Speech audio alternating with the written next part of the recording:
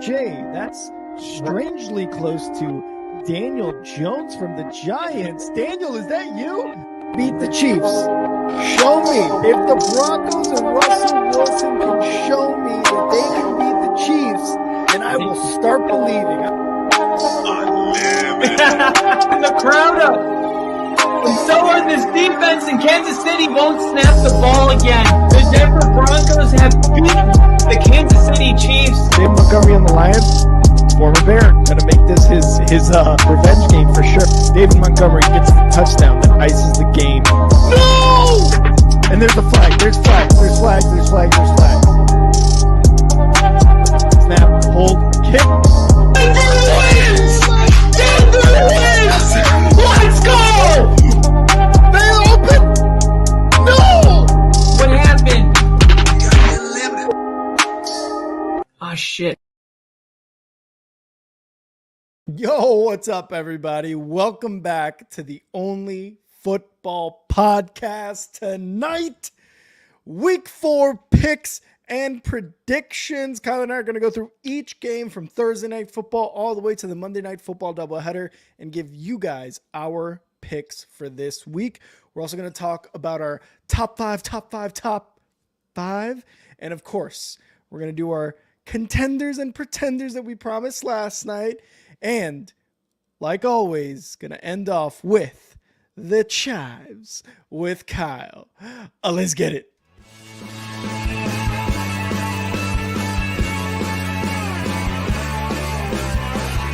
America is football. America is America. If you don't like it, you can kiss your candy ass. For the moment in time, I don't give a damn. Oh my god! No! You loved it. It's 30 to 27. No! Chiefs win. Chiefs No! win 30 to 20.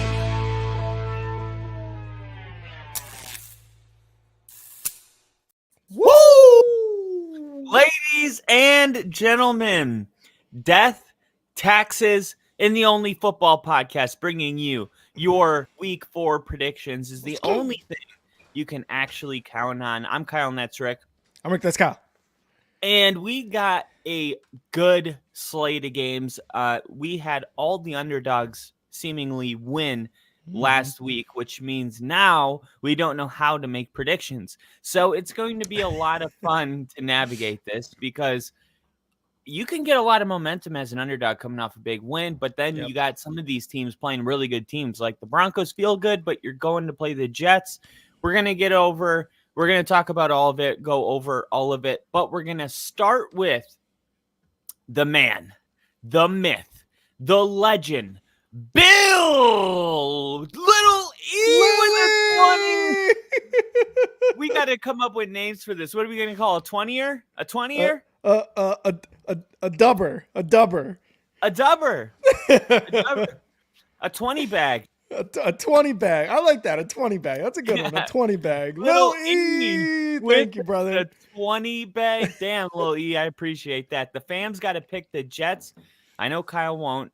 Giggles. I don't give a damn. Kyle's greatest quote. Kyle quoting Stephen A. Smith is my greatest quote. That's how I know I'll always live in his shadow. I can only hope to become worthy of being his shadow. But thank you, Little E. That's a good one because it's like, do you remember the Office where it's like he quoted Michael Jordan and then he's like Michael Scott afterwards? It's like, I don't give a damn. Stephen A. said by Kyle. We're gonna get that put up in the back. That is hilarious. Let's go.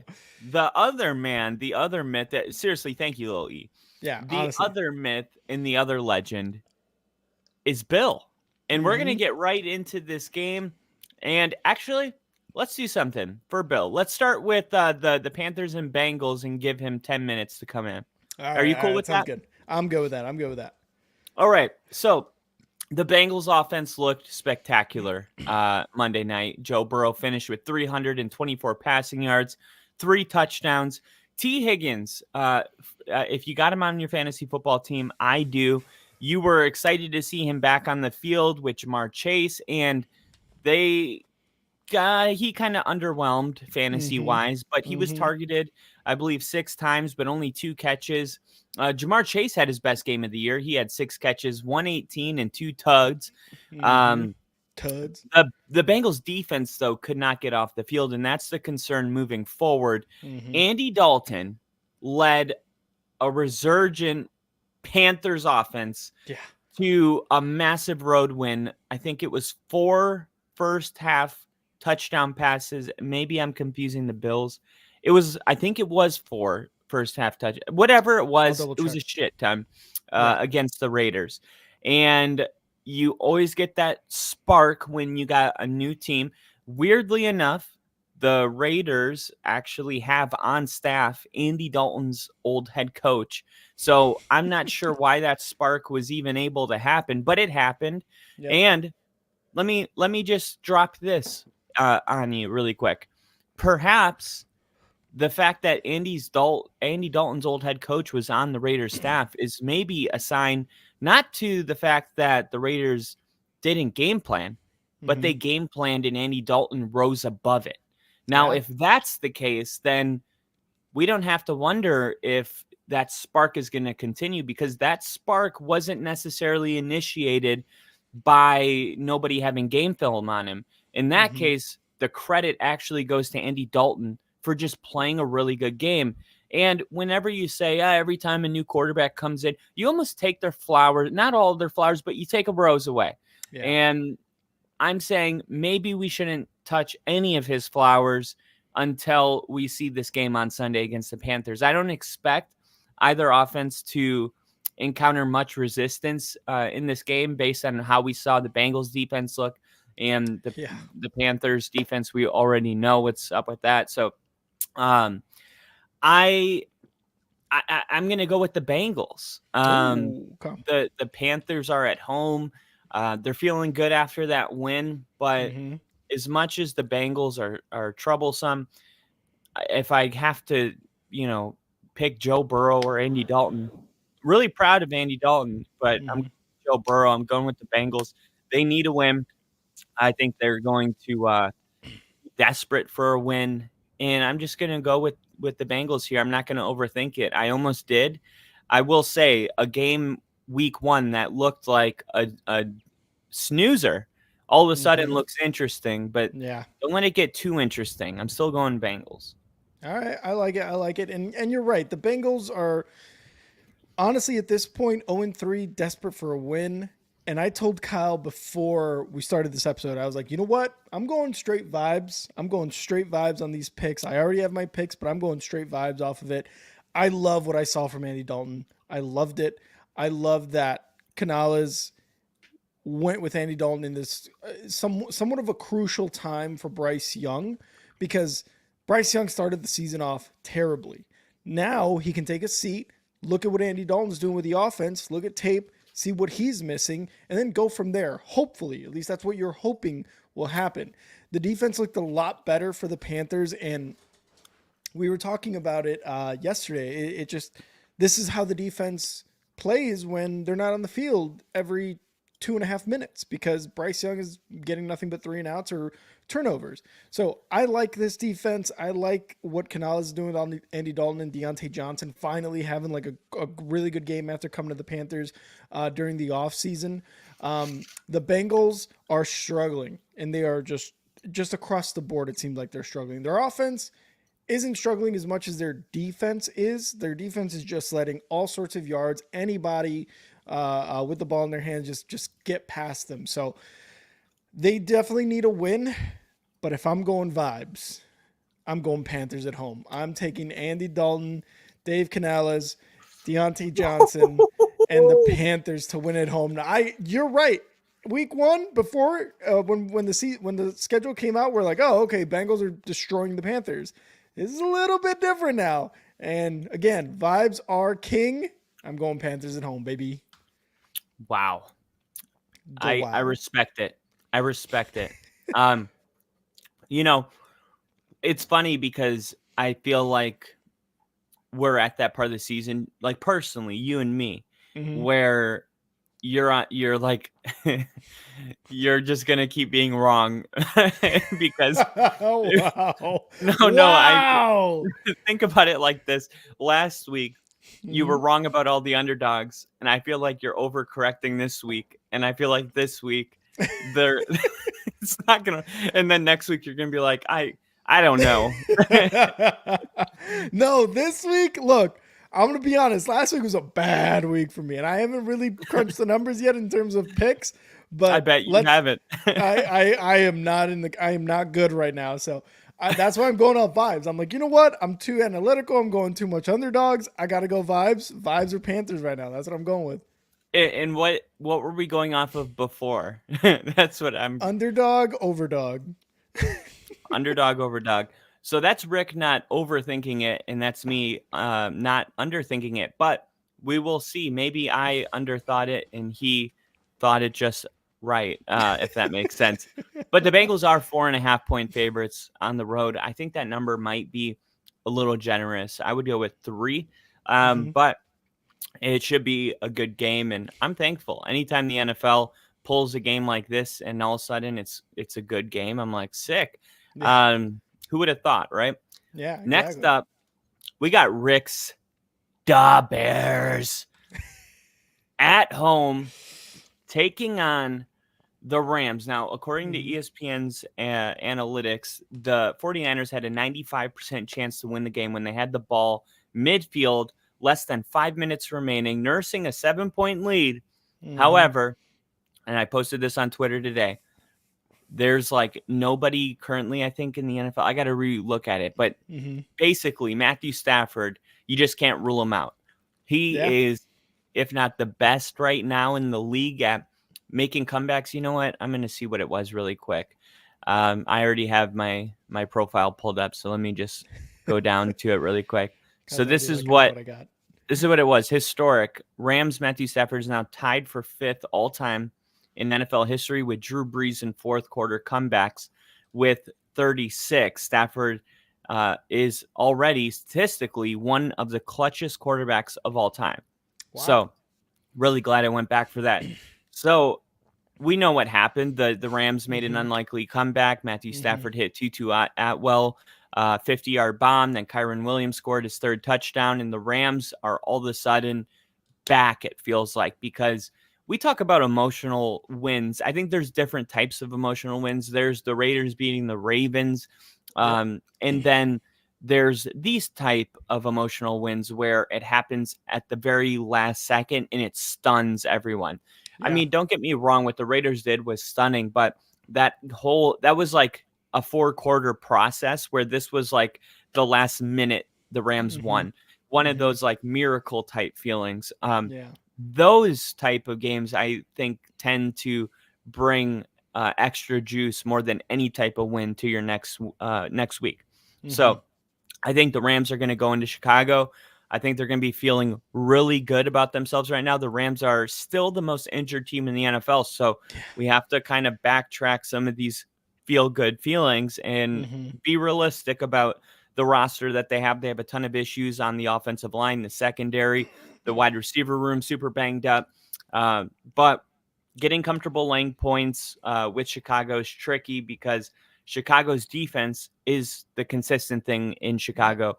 The Rams, in my opinion, have a massive edge at quarterback and head coach in this game. Mhm. And that is the reason why I'm going to be taking the Rams to get this win. I don't think it's going to be, I think it's going to be ugly. I think it's going to be ugly. I know. I know. But I'm sure you're going to give this right back to me later today. So I expect Kyron Williams to continue, or Caleb Williams to continue his progress as a rookie. Mhm. I think he's the guy in Chicago because when we watch Caleb Williams play, even when I don't know how to explain it, but he just looks like the guy. The way Yeah. he moves, the way he reads, the Mhm. way he carries himself, and the the one thing I'll say is for Jaden Daniels, he's the first quarterback out of this class for it to feel like he has changed the culture. Like the Mhm. culture's already changed in Washington, but I think Mhm. Chicago is eventually going to get that feeling with Caleb Williams. I just don't know if it's going to happen this week, but I do expect Caleb Williams to continue to get better every single week. He's going to be the guy. I really feel good about that. But Matt, and last thing, Caleb Williams said in the offseason that Matthew Stafford was, I think, his favorite quarterback in the NFL right now. Yeah, one of them. Yeah. So he has a ton of respect for Stafford. I don't know how that plays into the game at all. Maybe it doesn't, but maybe Caleb Williams wants to play his best game in front of him.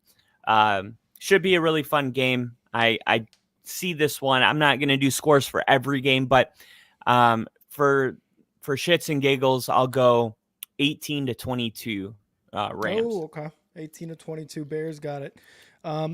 Lily agrees with you. He's also going Rams. All good, Lily. All good. So, yeah, you got to respect Matthew Stafford and what this Rams team has done. Like you said it, they've got a clear advantage at quarterback and at head coach. I mean, Eberflus is last in the NFC North in terms of head coaches and is probably bottom tier across the NFL. Like, I'm being real. Like that. That's just the actual fact.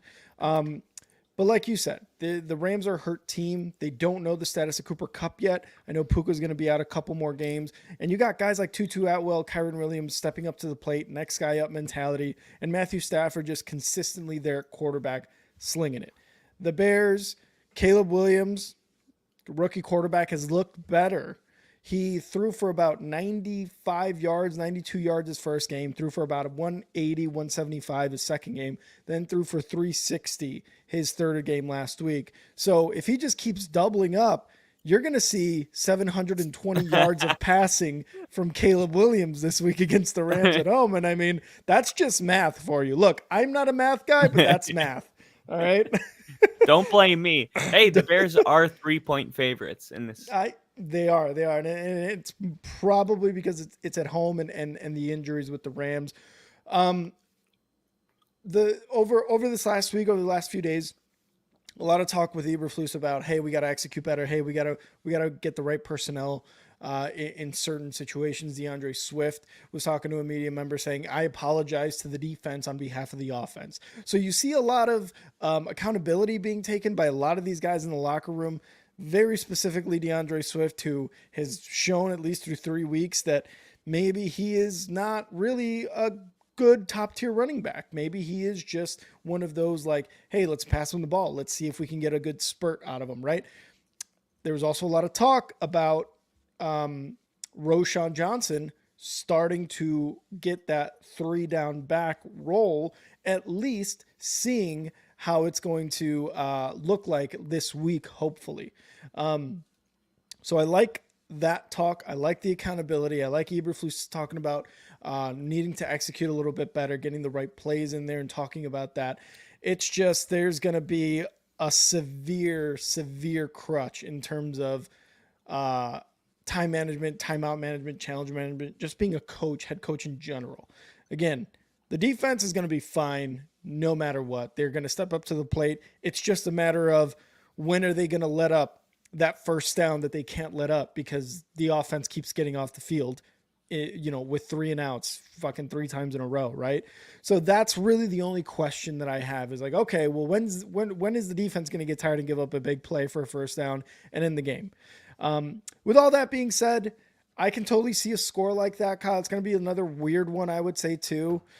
And that's why, I'm taking the motherfucking Bears, baby. Bear down. We're going 2-2.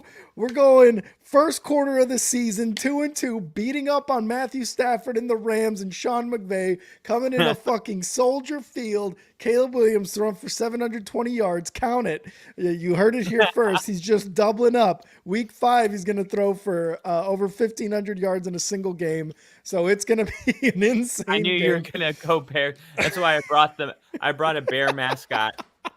I love it. Bears. I really do think the Bears take this down to the final few seconds and Cairo Santos gets a game-winning field goal. I really do think, and it's going to be Caleb Williams' first 2-minute drill. He's going to get them within range. They're going to be down by 1 or 2, and Cairo Santos is going to kick that field goal up through the uprights, probably around a 40 to 43 yard field goal. Game-winning field goal. Game-winning field goal by Cairo Santos after Caleb Williams takes the Bears 50 yards downfield or whatever on a 2-minute drill to get him within range, and they beat the Rams. So I'm going Bears, baby. Bear down. Bear down. And if that happens, this is going to be the biggest game of Caleb Williams' short NFL career so far. Because the one win that he does have, 2 defensive touchdowns, and it was like very easily the Bears could be searching for their first win. But this could be, the way you're predicting it, it's going to be more about Caleb Williams. So Keenan Allen's back. Vibes are high right now. Vibes are a little bit higher now in Chicago. I hope. I didn't know Keenan Allen was out. Next up, we son of a bitch. Another team with a lot of banged up wide receivers, the 49ers. After a rare season for the 49ers where they avoided the injury bug for most of the season, now the 49ers, I would say, have been hit pretty hard early in the season. They're 1-2 without Christian McCaffrey, Deebo Samuel, and George Kittle last week. Defensive tackle Javon Hargrave is reportedly out for the season. Brock Purdy's performance last week was pretty admirable, and it's just silencing all the people that say, well, anybody could succeed with all these weapons. Well, the weapons are going away, and Brock Purdy played a damn good game, and it really he did enough for the 49ers to win. And I still think it's easy when a new group of quarterbacks come in to forget about the year 3 guys. But I still think Brock Purdy's taking another step. He was a rookie. Last year he took a step, but it's not like he's done growing just because there's new quarterbacks in the NFL. No one's talking about this. I think Brock Purdy's getting better. And in the offseason, he said he wants to be that type of quarterback like Tom Brady, where you're up big in the third quarter, but then you just like punch like 2 more scores, like foot on the gas, and you just like make it unreachable. So he's still trying to grow. He said that all offseason, and I think he is. The Patriots, they kind of provided, let's be real, a get-right game. Now, I say that with respect because the Patriots have been playing their opponents really tough. And the 49ers are banged up. And there has been a couple teams that thought they were just going to go into New England and get an easy win. And that hasn't really been the case for anybody. I'm not sure. I didn't see today who they're going to go with, Drake May. Or I would assume Jacoby Brissett, or it would have been everywhere. Drake May did get some snaps at the end of last week's game when the game was out of reach against the Jets. But we've seen Kyle Shanahan's 49ers play not so well over subpar opponents in the past. The Patriots had some early season magic. This is they had that win over the Bengals, but I still think this is a bottom 5 team in the NFL. I expect the 49ers to get back on track. I'm not prepared to say that they cover the 10-point spread that they're being given right now. I'm actually going in the opposite direction just because the 49ers just aren't at full strength right now. But I think they're going to get the win. I don't know. I mean, they could very easily do it, but I just don't know. It's one of those where I'm like, yeah, maybe the 49ers get right and win this game by 17 points or 14 points or double digits, but maybe they win by 3 at the end of the game. They are at home for this game. So I'm going to go Niners. I expect Brock Purdy to be the best quarterback on the field. All right, I like it. And we got Bill in here. Made it late, Bill, but I made it. Greetings, everyone. What's up, Bill? We saved Thursday Night Football, our analysis for you to get in here. So glad you're in here, and we'll probably talk about that game after. I was just posting because I retweeted this on my X, and I did at Bill, and I was like, "We're not come join us." Not doing the Giants till Bill gets in here, and then I was like, "Oh wait, Bill said he wasn't going to be here on Thursday," and I erased it. And I just realized it's Wednesday. It's Wednesday, yeah. So, welcome. Happy to have you in here, Bill. Happy Wednesday, Bill. We're going to get to the Giants-Cowboys here next. Patriots and 49ers. I could not agree with you more about the Patriots. Bottom 5 team, their pick in the draft next week. has got to be either a skill position player or an offensive lineman. That's exactly what they need. Because what happened to Drake May, even in his one drive, like he was just getting hurried and pressured, and he had to get rid of the ball quickly. So, yeah, that's what they're going to be doing. But could not agree more. Bottom 5 team. The 49ers, like you said, are banged up. They've got guys like Fred Mason stepping up to the plate, Jawan Jennings having huge games, 3 touchdown type of games. This is without George Kittle and Deebo Samuel. And I think a couple other guys are coming back. If I'm not mistaken, George Kittle should be coming back. I'm pretty sure that's what I read earlier today. So I really like them at home here. I really do like them at home here, especially against this very, very easily struggling Patriots team. And they are going to San Francisco. I agree that they may not cover the 10-point spread. I can see them winning by 7. I can definitely see them winning by a touchdown.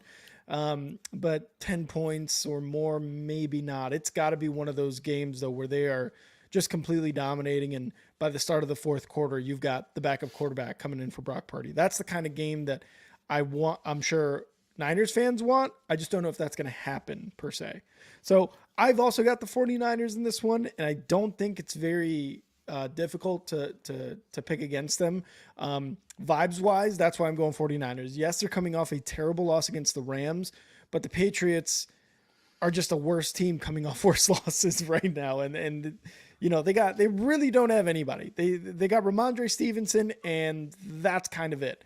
So vibes wise, they're getting some people back. They've got Brock Purdy. They've got Fred Mason just tearing it up on the ground. And this is an easy one. I'm going 49ers.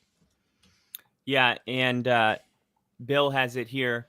49ers got it on their website. George Kittle returned to practice after missing the Rams game, but he was limited. But it sounds like he is expected to play. So, but nice. Deebo is not.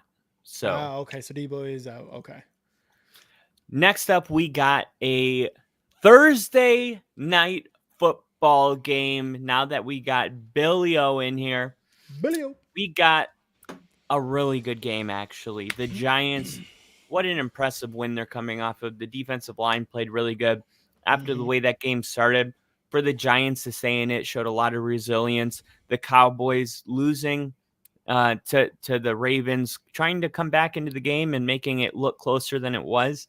But it really wasn't that close of a game. But the Ravens got to get better at closing. That's a whole nother thing. But now the Cowboys are going to New Jersey to play the Giants. And the Cowboys got punched in the mouth for the second straight week. So you would imagine that the sense of urgency can't be any higher. It's the same level of urgency it was last week. And this is the weird thing about urgency is like, we're inclined to give the benefit of the doubt to the team that's desperate for a win. But when that team was desperate for a win already and lost, it kind of removes that the faith. Like the Jaguars were desperate for a win in Buffalo and they got destroyed. Yeah. So of course they're desperate for a win against Houston this week, but what was that worth last week? So yeah. I don't know like how to feel about the Cowboys right now. They rank last in rushing EPA allowed. The Ravens finished with 274 rushing yards and 3 touchdowns on Sunday. Dallas also can't establish a run game themselves. They had just 73 rushing yards per game right now, the third fewest in the NFL. But the Giants aren't really equipped to take advantage of either weakness. Devin Singletary has had a pretty solid start to the season, but a matchup against Washington's bad defense kind of inflates those numbers. But overall, New York has struggled to establish the run on early downs. They're 28th in early down rushing. So that's going to put Daniel Jones behind the sticks against Micah Parsons and a Cowboys pass rush that's going to be coming after him and hunting. The Giants rank 30th in defensive adjusted line yards. So that means that the Cowboys might get some breathing room on the ground. Dallas can also go pass heavy with Dak. We know this about the Cowboys. CeeDee Lamb could at any point have 150 yards and 2 touchdowns. Also, they have Brandon Cooks, who is super capable. And the secondary for the Giants ranks 22nd in coverage. and they could be without Andrew Phillips, who is 4th right now among 106 qualified corners. So Andrew Phillips, really good corner. Missing him would be pretty detrimental to the Giants. So this is a tough one. The Cowboys have won 13 of their past 14 games against the Giants. And those wins have come by an average of 16 points, guys. Oh my God. I'm going to do that one more time. The Cowboys have won 13 of their past 14 games against the Giants by an average of 16 points because it's unreal. It's not even believable. Dallas would have covered this 5.5 point spread in 11 of those 14 games, but not in this one. But not in this one. Give me the Giants. I'm taking the Giants. Let's go. The Giants are going to get this win. They're going to do everything they need to do to get the win. Like, it's going to be ugly. It's going to be ugly. I don't feel good about it. I really don't. I'm not putting any money on it. But this is their home. The Cowboys, I feel like things aren't right with them right now for all the reasons we just listed. And for the Giants, that's an emotional win they're coming off of. I think they can keep it going for one more week. And guess what? They know that the Cowboys have won 13 of the past 14. They know that. And they need to defend their house. And I think they do. I love that pick. Because I'm also going fucking Giants. Let's go. Giants are taking this at home. It's Giants all day. It's Malik Neighbors. It's that Giants defensive line going down Dak's throat, sacking him, making him uncomfortable, making this Dallas Cowboys team just look dysfunctional in this team in New Jersey. Give me the Giants by a billion. Throat? Going down Dak's throat. You heard me, Kyle. You heard me. All right. Okay. Bill also heard me. And Bill, he's bribing us again. He gifted one Only Football Fan podcast. Mario Faith Warrior gets the Only Football Fan membership. Thank you, Bill. That's a bribe right there. Hey, Mario's not the only Faith Warrior. We are Giants Faith Warriors over here. Oh, I know. I'm going Giants. I like, again, Bill, you missed it, but before we started this episode, and Lily and KC are witnesses, I'm going straight off vibes this week for my picks, and the Giants are coming off good week 3 with Malik Neighbors just absolutely destroying the record books, being the youngest wide receiver to get all those yards and multi-touchdown games or whatever. I love this. I kind of like this matchup because it seems to be a no-brainer on Thursday Night Football, right? You pick Dallas. They're coming off a really good fourth quarter against the Ravens, but they held. The Ravens held. And we got Lily with another super chat. Give me that sack lunch from the Giants. No. I'm thinking 3 sacks. We call it a Dak lunch on Thursday. Dak lunch. I love it. I think the Giants, I think Dable, I think this is one of those wins on Thursday Night Football in primetime where the entire NFL goes, are the Giants and Daniel Jones and Brian Dable, are they back? Are they back? So I'm taking the Giants to win, Bill. We got 8. He's saying he got 8 sacks last week. 8. I'm going 3 for Sexy Dexy. I'm going 3 for Sexy Dexy. 3 sacks for Dexy Sexy. I'm gonna go. Dexter Lawrence gets 2 sacks. Brian Burns gets 1, and Thibodeau gets 2. Ooh, how many touchdowns Malik Neighbors? How many do you think? I'm going 1. I think Malik Neighbors has a slow game compared to what he's had, but I think Darius Robinson is going to have Ah. 6 catches for, I'm going to say 90 yards and 2 touchdowns. Oh, I love it. I love it. I think this might be like a CD Malik Neighbors type of game where they're just going to be giving it to their number ones all day, all night. So We'll see. yeah, we'll see. But we're going It- Giants, baby. We're going We're going Giants. Giants. I just feel like that's going to be like, we'll see. We'll see. There's obviously going to be a huge emphasis on the opposing teams against the Giants to focus on Malik Neighbors when you put up those kinds of numbers. Yep. So we'll see how that affects him moving forward with his production. But you talked about vibes. This is a game where I need to know what your vibes are. The New Orleans Saints Yep. going to Atlanta to take on the Atlanta Falcons. Mm-hmm. This game is really hard to get a feel for.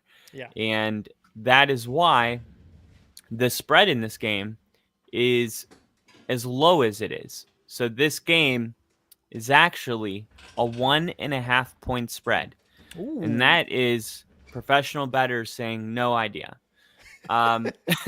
We're, at least for us, we're about to learn a ton about the shape of the NFC South race on Sunday, because the Falcons are supposed to be a playoff team. The Saints have surprised a ton of people, but they fell back to earth last Sunday. The Broncos came in. They were able to the Eagles came in. They were able to get a stop. I was thinking of the other NFC South team, Tampa. But the Saints, man, they were riding high. Their offense was flying. They were able to get a lot going. The Eagles did not play a good game. Like defensively, Vic Fangio, it seems like he's got that defense rolling. But ultimately, like, it wasn't, I mean, Sirianni made so many bad decisions, missed field goal from 60 yards when they finally decided to kick one. I mean, the Saints could have won that game, but they didn't. And for the Falcons, that was pass interference in the end zone. They should have beaten the Chiefs, assuming that they would have scored on the 1 yard line with 3 attempts. So, but that's last week. And this is this week. This game makes it really difficult. Kirk Cousins, he's continued to look more comfortable as he shakes off the rust with a brand new team, new players, new city. The offensive line injuries, it's a factor for both teams. The Saints are going to be without Pro Bowler Eric McCoy, and the Falcons don't have their tackle Caleb McGarry, and their center Drew Dalman is listed as questionable right now. You can collect all the data you want, but at the end of the day, I'm going to go with the home team. I'm taking Atlanta to get this win. And really, anyone, I mean, if the Saints win, they win. It's really hard to get a feel for. The NFC South is like this every year. It's like, this is like no exception to the last 5 years. So whatever, I'll take the Falcons. I'll take Kirk Cousins at home. They were at home last week. I feel like they're going to want to, make things right for their fans. Vibes of this game. Both are coming off a loss. Both very close losses. The Falcons losing by 5, winning by 1 in week 2 against the Eagles, right? And then losing by Steelers week 1 by 8. I feel like it's starting, the wheels have been greased. The car's starting to move. The Falcons and Kirk Cousins and Bijan and Drake London and Kyle Pitts, like all of this is starting to come together. The Saints, man, those first 2 weeks were amazing, weren't they? Offensively wise, like that was football right there. We talked about the first 2 weeks scoring being down. No, the Saints were like scoring down for who? Who are you guys talking about? Week 3, they came back down to earth a little bit. Let's be real. Not a very good game by the Saints. They kind of got shut down offensively. But if you're asking me to pick vibes here, the Falcons lost by 5 to the Super Bowl champs, the reigning Super Bowl champ Kansas City Chiefs. And while the Chiefs aren't, again, starting off amazingly like the Bills in terms of scoring points and offense looking a bit more fluid, they're still the 2-time Super Bowl defending champions right now, right? So the Falcons, losing by 5 in that game and a very clear pass interference during that game happening. You got to feel good about that. You got to feel positive about that. You went toe to toe with those guys, and you got it to all of your weapons. Really, Kirk Cousins was spreading the love around to all of his weapons. Bijan looks like, I don't know, like a fucking monster. And also, last year, what happened week 18 between these two teams? The Saints, Jameis Winston, and the running back, oh my God, I forget his name. For the Saints? For the Saints. He was on the Lions 2 years ago. Oh, Jamal Williams. What did they do? They handed it off to run up the score. Arthur Smith came over during the coaches meeting, was yelling, like, what are you doing? Blah, blah, blah, blah. The Falcons remember that. There's still a ton of players on that team from last year. I don't know if they do. I don't even remember that. You think so? They remember that. Oh, absolutely. Okay. This is a hell of a rivalry. You and I feel like we don't know too much about this rivalry because you saw what happened in week 18 last year. So I feel like there's a lot of Falcons on that team that still remember that last year, and they're going to want to go into that game, especially at home, and punch the Saints in the mouth. I'm going Falcons. I think the vibes are a little bit higher. Derek Carr, I still think, is going to be doing really well, but I think Kirk Cousins and all of the other weapons that he has on that offense are going to do really well. The Falcons defense, not bad. They're getting up there. So I think I'm taking the home team, but even if they weren't at home, I'm still taking Falcons just because of vibes, baby. Yeah, I felt personally, I felt like it was dumb to be mad about that even the next day. I was like, right, stop them. Like, what are you talking about? Like, and they're going to. I feel like they're going to. Yeah, it's like to think that, like, I thought it was stupid that they were mad about the next day. To think that they're mad about it 7 months later is even more hilarious. It's like, how about you guys just stop them? Like, seriously, yeah. Arthur Smith is such a loser for being mad about that. It's like so dumb. What you agreed, right? That was like such a. I agreed. Yeah, 100%. I agree because I have the same thing to say about that, like you do. Like, okay, how about your defense stops them from scoring all these goddamn points on you? How about that? Right. Yeah. Or get mad at your defense instead. Or get mad at your defense, take it out on them. And that's because probably Arthur Smith was already like, yeah, my job's lost. I'm going to get fired at this offseason. So that's probably like, it was just a culmination of things that just erupted at that moment with Dennis Allen. But regardless, like, this is a rivalry. Like, every time the Bears go against the Packers, I want them to destroy the Packers. That's what I want. Like, regardless of whether I should be mad about it or not, like, I still want them to destroy it. And it looks to me, from everything I've heard and read, that is the same type of rivalry the Falcons and the Saints have with each other. And it's a little bit difficult to kind of, grasp that idea because you don't necessarily see that as a Bears Packers, as a what's another good rivalry? The Steelers Ravens, Broncos Raiders. Like, you don't see these types of rivalries, at least from the NFC South, because it's a laughable division, at least in recent years. So it's boiling up there. It's boiling. I agree. And likely we're going to use this game to collect more data on the NFC South rivalries. Next up, we got actually, let's keep it in the division with another really difficult one. We got the Philadelphia Eagles taking on the Tampa Bay Buccaneers. Given the injury situation on both sides, it's kind of impossible to have a strong take on this game as well. For the Eagles, A.J. Brown and Devontae Smith are listed as questionable. Start Goddard. While offensive tackle Lane Johnson. Yeah, because last week I was like, I think I should start him over Sam Laporta. No, that's stupid. Sam Laporta breaks his personal record for yards. It's like, okay, now I'm going to start him and watch nothing. Lane Johnson is baby.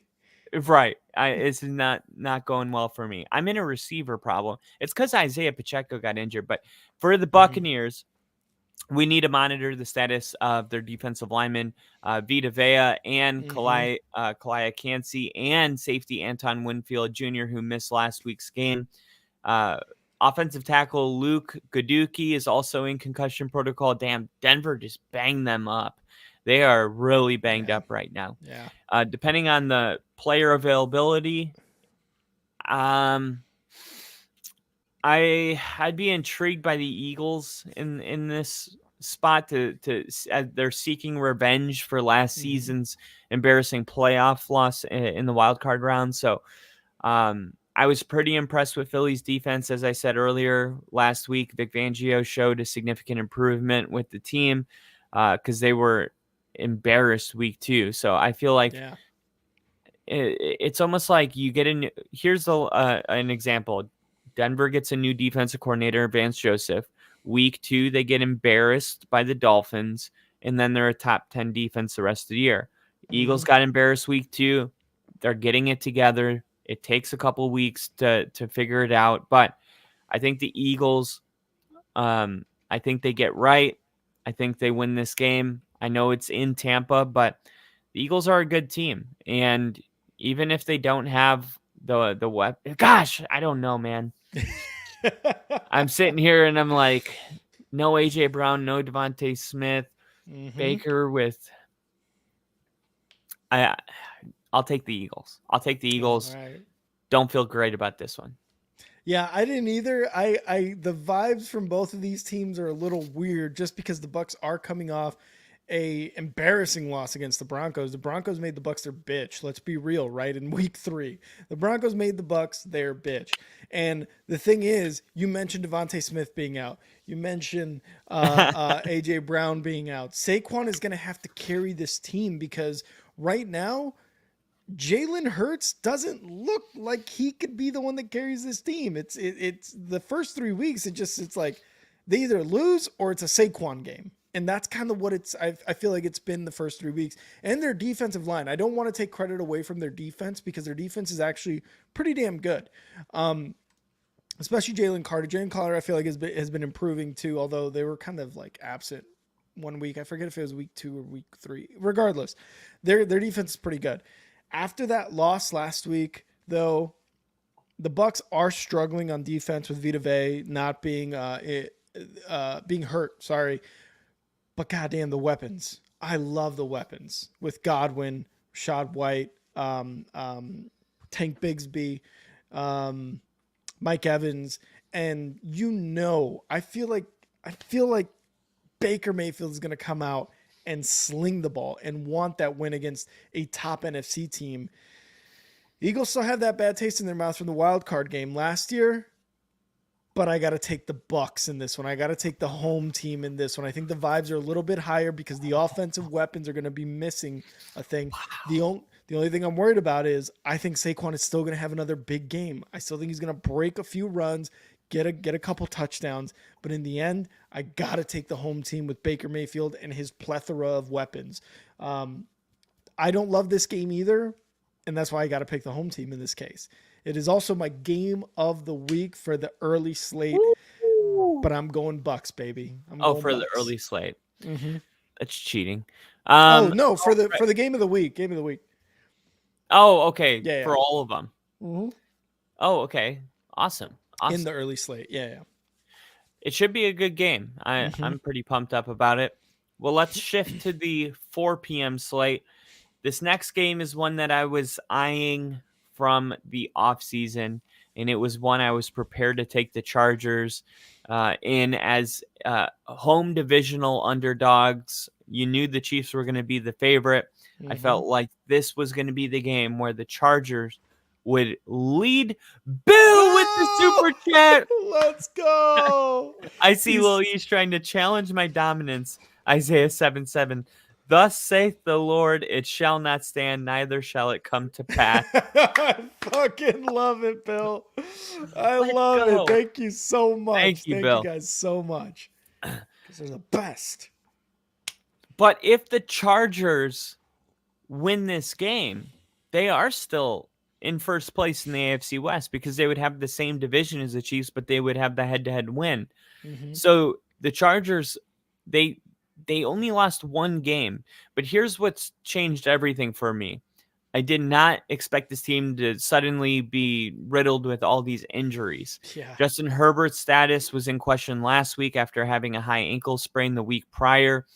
The Chargers rolled the dice, and then he left the game because he re-aggravated the injury. Rashawn Slater and Joe Alt and defensive end Joey Bosa all left the game. This is what makes the team special. And to make matters worse, Derwin James is suspended. I actually thought that the Chargers would win this game, but all those pieces are gone. I'm going to talk about the Chiefs, but I'll tell you right off the bat, I'm going with the Chiefs because you can't be like, oh, let's take everything good about this team and take it away and then expect like literally that's it. You got your 2-star offensive lineman, you're the one of the best safeties in the game, a top 5 arguably quarterback, and they're all gone. It's like I just don't know how in the world they would win this game. And the Chiefs rank first in the luck rankings. I don't know if you know what that is, but it's No. a lot of bettors use it. So there's why is it important? Well, let's say there's 2 teams that are 3-0 and they're playing each other. You can go to the luck ratings and it measures things like maybe dropped interceptions that should have been caught, or penalties that gave you a first down, or fumbles that bounced out of bounds, all that kind of stuff. And the Chargers right now, it's Nick Geffen's system, but they're first in the luck rankings. And they're a team that has, I mean, you got the toe week 1, you got the PI call week 3, week 2, you had a pass interference call that kept the drive going. But even with the Chiefs not being as good, I mean, this is part of the luck rankings, like the Chargers losing all of their good things for this game. It's like, yeah, of course the Chiefs will continue to win. And of course the Chargers are going to have none of their weapons. Not that I would be cheering for them, but it's just like, whatever. The Chiefs go 4-0. It's just ridiculous. Like it's I don't even have words for it. It's annoying. It's stupid. It's just like, why can't anybody just handle business? And then I would be really impressed if Jim Harbaugh could string together a win. I don't know if the Chiefs are going to win this game by a lot of points, even with all the injuries, just because Jim Harbaugh is such a great coach. And if they do have Herbert, like they have Herbert. So the Chiefs are 8.5-point favorites right now. I don't know if they win by that much. I think the Chiefs are, with the luck ranking and all that stuff, I think that they're easily inflated because they have Mahomes. They're back-to-back Super Bowl champions. But to me, and I'm not just saying this as a Bronco fan, they look – no, I'm not. They look beatable. The difference between the Chiefs and the Vikings is the Vikings don't look beatable right now. The Chiefs do, which is really weird, but we would never, say things like that out loud because it's like, really, Sam Darnold over – I'm just telling you what I see. The Chiefs, they could easily be 0-3 right now, but they're 3-0, and they'll probably be 4-0 after this game. But there are other teams that are winning in more impressive ways. I'll say that. I want to start off with this question, Kyle, because I feel like I know the answer, but I just wanted to ask you, and I'll ask the chat as well. So you guys put it in the chat after I ask this question. Should Harbaugh and the Chargers start Herbert? Should he start this game? Week 4 against the Chiefs, missing all these guys. Well, it just depends on how he is. Like, it's hard to know without knowing the details of the injury. If he's 70% or better, yeah. If he's 50%, 60%, no. I really don't think they should. I really think they should be like, hey, you know what? Let's try to beat the Chiefs with a run game, and let's see what Heineke or Easton Stick, whoever the backup quarterback is, let's see what they could do. And it's, I know it's kind of like it's Harbaugh. He doesn't want to lose. He's not a loser. Harbaugh is not a loser, and that is, in a sense, loser mentality to be like, no, let's save our star quarterback. I just think in this situation, you're right. The Chiefs do look beatable. Let's see how beatable they look. Let's throw in our backup and see how beatable they actually look. This is a division game and it's a tough one. And again, if Herbert is like, I'm gonna go, Harbaugh is gonna be like, let's fucking go, dude. Let's do this. Let's beat the Chiefs, right? I just really, really don't think that they should go with Herbert, regardless of percentage where he's at, 70, 80, 30, 50, whatever. I really do think he should be held out of this game because he is more valuable to you over the rest of the, 13 weeks that you have to play football games than he is right now in week 4. We saw what happened with Trevor Lawrence last year. We saw what happened with Joe Burrow last year. They were trying to tough it out, and you could tell throughout the entire season they are not the same guy they were the year prior in 2022. I think Harbaugh's got to look at this and be like, I am going to realize that this is a marathon, not a race, and sit Herbert. That's just me. Whatever happens, happens.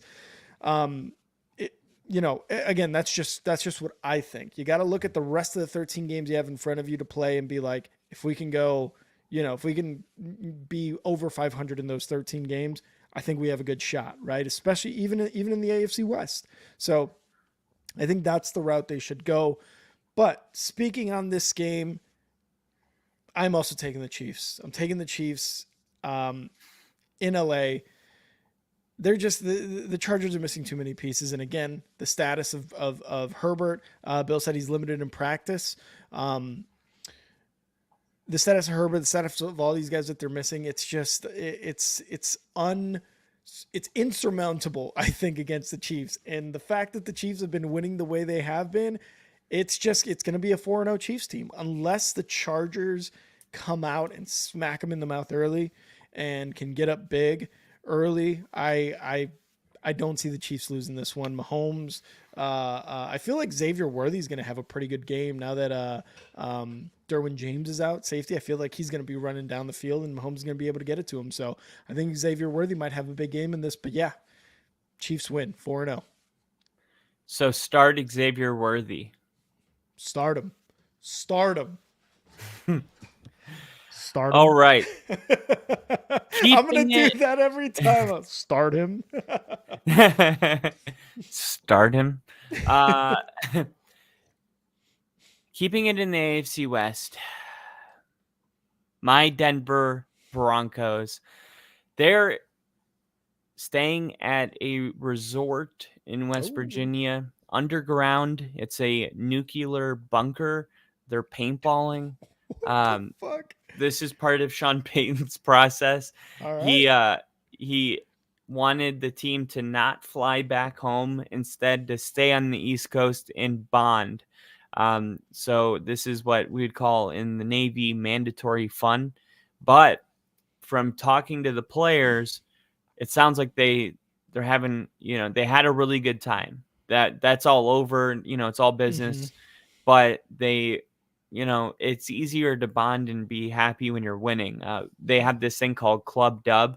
Sean packs smoke machines and speakers and lights and lasers, and Love it. He sets up the locker room so when they win, they turn the away locker room into a nightclub and they just party for a couple hours.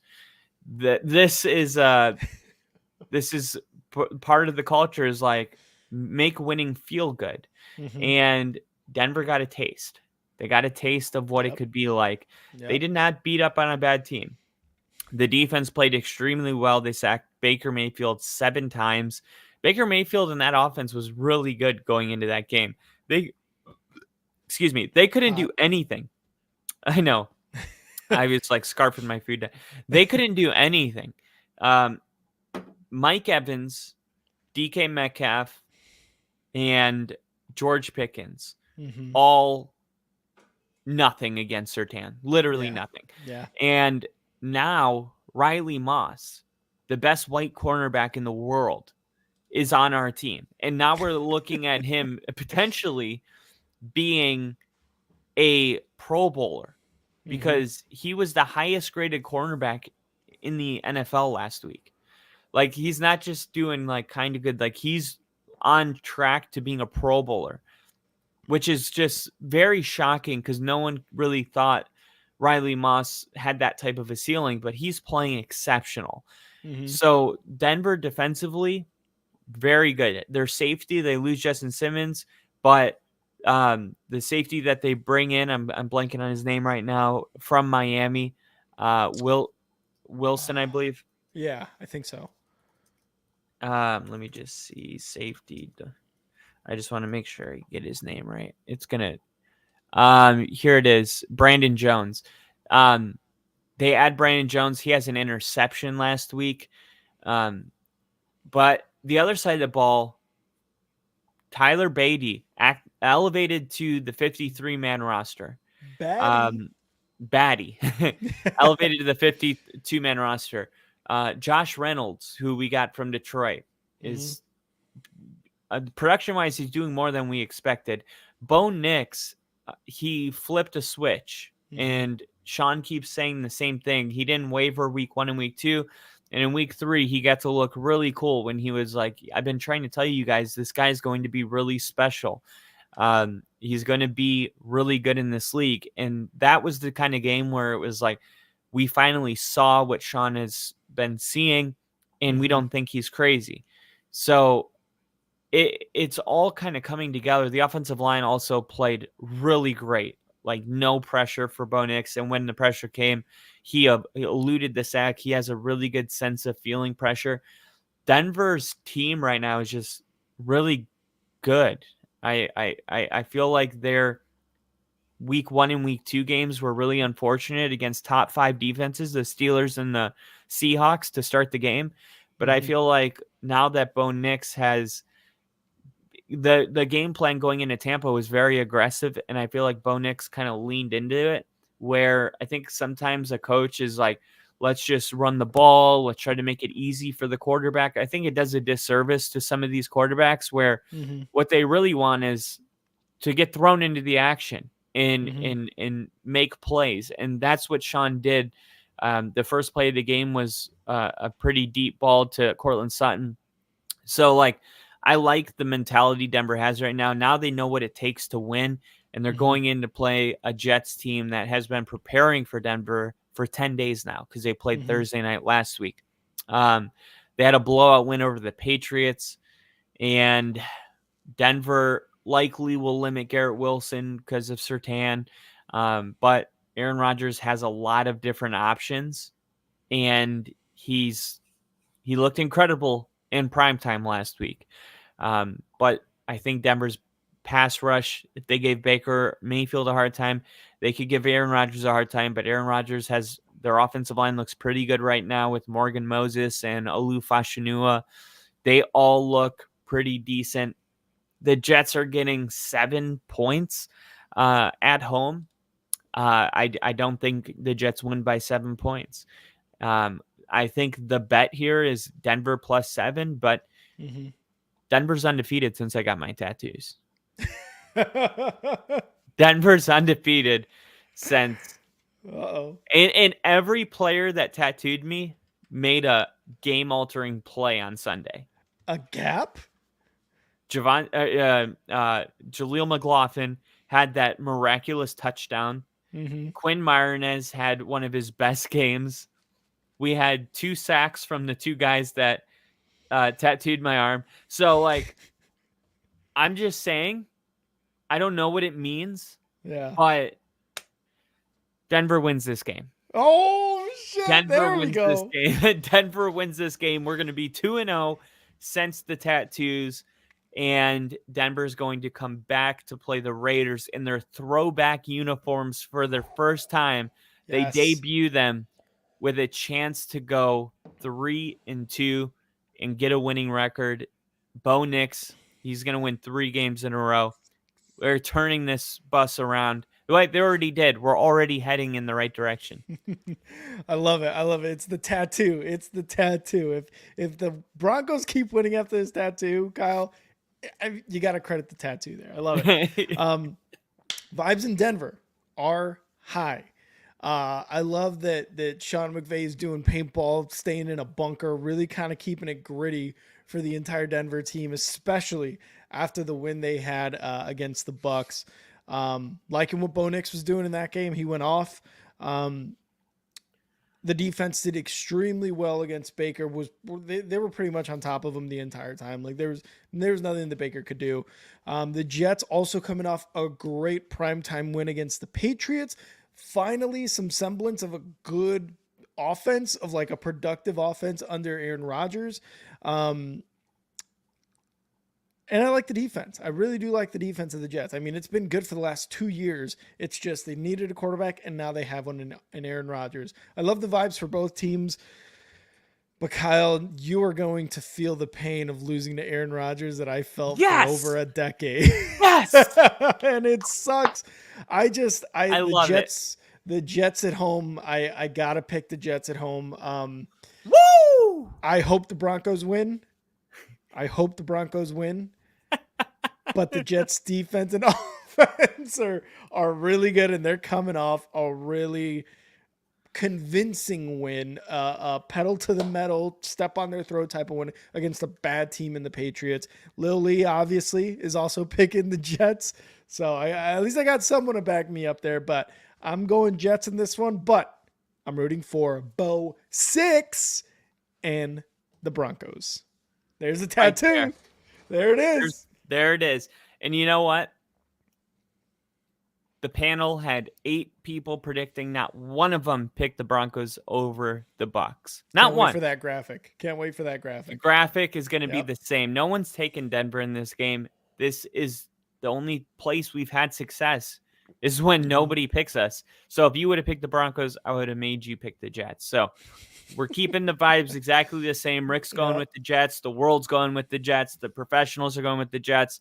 Broncos are going to get the win, and everyone's going to be like, what's going on? Just like they did last week. No one, I guess everyone might think it's a fluke because it would be one thing to go with the Jets, but they're giving the Jets 7 points. They're pretty much saying this won't be a close game, but I don't know what that Denver couldn't have done anything more last week to make this game closer. So people have just made up their mind about the Broncos after week 2, it seems. And if the Jets lose, somehow Lily will take his super chat back. He will deduct it from our account. So he's like, yeah, fuck that super chat. Let me get that back. We're going with the Broncos, but I do hope after the Jets lose this game that they continue to win. I like the Jets. I want Aaron Rodgers to get one more Super Bowl, but he is in the AFC, so he's got to come through us. That's true. And that's true. Hopefully this will be the first of 2 games, one to happen later in the year. Imagine that. Nathaniel Hackett and Sean Payton head to head in an AFC conference championship game. Yeah. Woo! Bo Nix. Would be huge. Aaron Rodgers, who was supposed to be a Bronco, but led us to Bo Nix.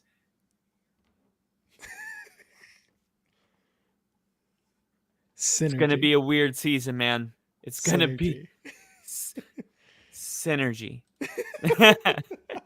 All right.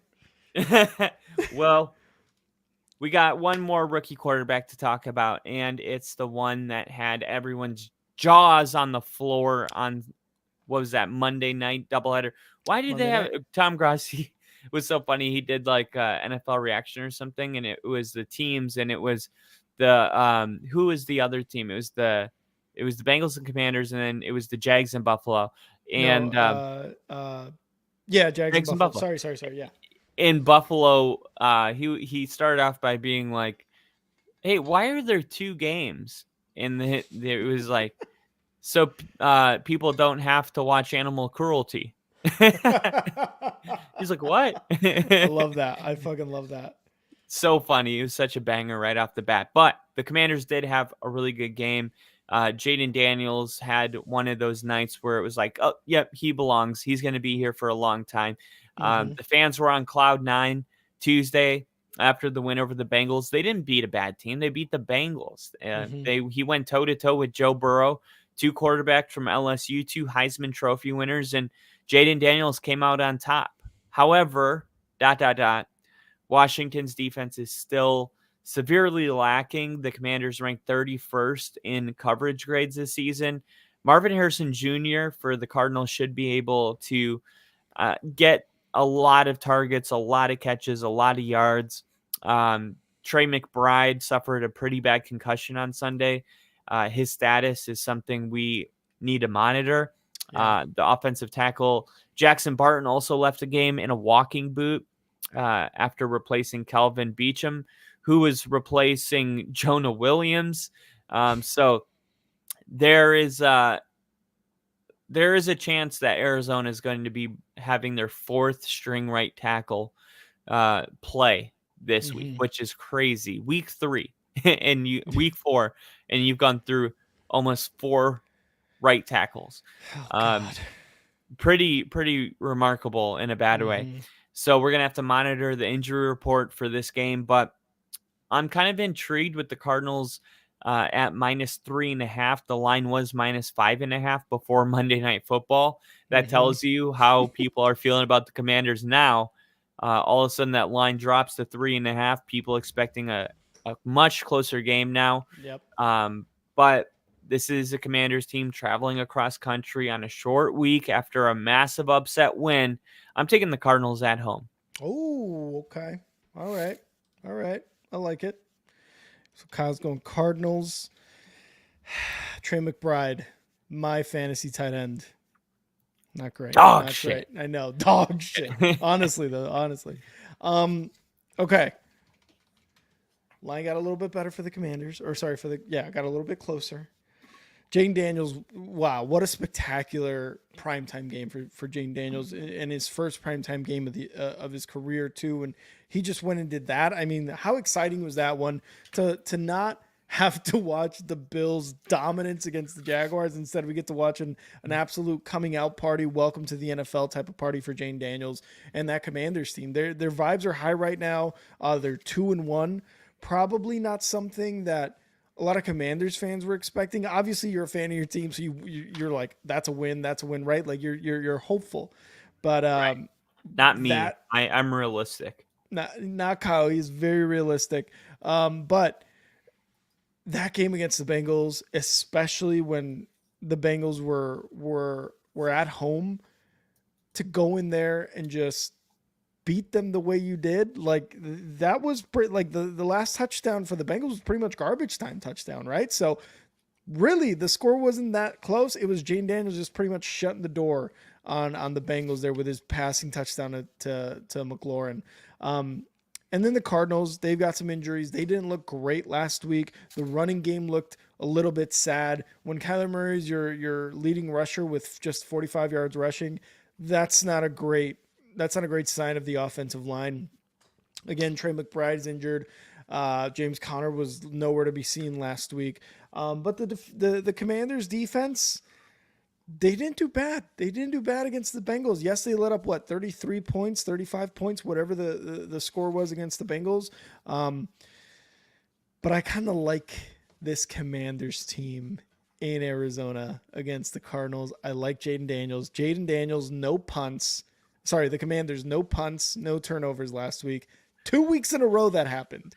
You wish the Bears drafted Jaden Daniels. You wish. You want Jaden Daniels. You wish the Broncos had gotten Jaden Daniels. Yeah, you do. Everybody kind of does now. Man, I love the veterans on the Cardinals and Marvin Harrison Jr. I like Jaden Daniels at quarterback a lot more. I'm taking the Commanders. Vibes are high in Washington. It's off a short week, so it's going to be tough. But I think Dan Quinn's going to have this team ready, and I'm taking Commanders to beat the Cardinals in Arizona. Let's go, Commies. Boo. Boo. Boo this man. Bill's saying they beat us with field goals. I hate them. Love it. Love it. Oh, that's priceless. All right. We have made it to my game of the week. Woo. Ladies and gentlemen, Sunday night football is going to be a classic. 20 years from now, people will be saying, do you remember that Bills Ravens game? This is going. Did I miss a game? Like in the yeah, we missed a few Oh, games. the Browns and the Raiders. We got to talk about the Browns and the Raiders. I think that was the only one I missed, right? Oh, the No, Jags there's like and the. 3 other ones. Whoa, yeah, I see. Oh no, 4, 5, We still got 6. Monday All Night right, we Football got some work doubleheader. to do. Yeah. We got some work to do. All right, well, let's just hold off on that. I was a little excited. Yeah. All right. We'll go with the Jaguars and the Texans because Okay. I talked about this earlier where the Jags were desperate to get a win last week when they went into Buffalo, but it didn't help them. And then the Texans embarrassed by the Vikings. I mean, embarrassed. The Jaguars were an 0-2 start trying to get their first win. They had a 6-point spread. It closed at +4. So they were thinking, oh, this is going to be a close game with Buffalo. It closed at +4, y'all. What happened? They lost by 37 points. They covered the spread though. Yeah, at least it wasn't a sweat for all those people that lost money. At least I knew right away. The Jaguars actually might be horrendous. Yeah. Certainly they are downgraded to almost last right now. They're 29th in a lot of people's rankings. Houston was 5th. That makes this game interesting because you're like, well, is Houston gonna blow them out? Well, it's kind of hard to say because Houston's been struggling offensively to start the season. What's different? They added Stephon Diggs. Did you hear Josh Allen's comments about Diggs after the game? He said in his press conference, he was like, it's just really nice to not, have anybody on the team that is, worried about their stats or getting the ball. And people are like, is he talking about Diggs? But he didn't say it. I don't know if he did. I'm not saying that he was talking about Diggs. I'm just saying, I think 2 things are true. I think he not necessarily was talking about Diggs, but I do think that was the thing that happened. And he's just saying that he's happy that the team is operating the way they are now. I think that's it. Yeah. But Diggs is now with the Texans. And the Texans offense does not look like the Texans we saw last year. Nope. Ranking 31st in early down success rate, 29th in EPA per play. That's expected pass yards. The absence of Joe Mixon has hurt the run game. Cam Akers ranks just 40th out of 54 qualified running backs with 3.6 yards per carry. Jacksonville ranks 6th in early down rushing success rate allowed. So expect the Jaguars to force CJ Stroud into some obvious passing situations. But for a betting standpoint, I'm backing the Jags here. I'm trusting the spot that they're in, attempting to catch the falling knife, if you will. I think the Jags are in a situation where they're also desperate again, but what makes it different is this is a division rival. So I think rivalry games tend to be close anyway. I think Jacksonville's much better than the way that they're playing. I think a lot of the stuff that has been going wrong, like sure, there's a lot going wrong, but they can at least clean up the penalties. They can get a cleaner game. It's hard to have once you are down 21 points in the first quarter, it's hard to have a real game plan. Like by that point, you just throw the game plan away. Like if Jacksonville can just avoid playing from behind in this game and stick to their game plan and run Tank Bigsby and get the passing game going with Gabe Davis and Christian Kirk and get ETN involved in the passing game as well. Like I think Jacksonville right now, it feels like a mountain, but I think you got to eat the elephant one bite at a time. I don't know if they win this game, but I know that this game is going to be close. And if I'm wrong about this again, then I'm off. I'm off this train for the season, but I'm just not yet there. I saw my team lose by 70 points, for crying out loud, last year. They ended up winning 5 games in a row after that. So I think what happened last week is I think Jacksonville is going to want to change the public perception of their team, and Houston's at home. What is it? What is it, Kyle? What is it? What is it, Kyle? What is it? I'm going with the Texans. Oh, I'm going with the Texans. I think it's a close game here, but I'm going to go with the Texans. They're just a better team right now. Mhm. That's it. I mean, I think the Jags play a really close game. I think Texans win it at the very end. I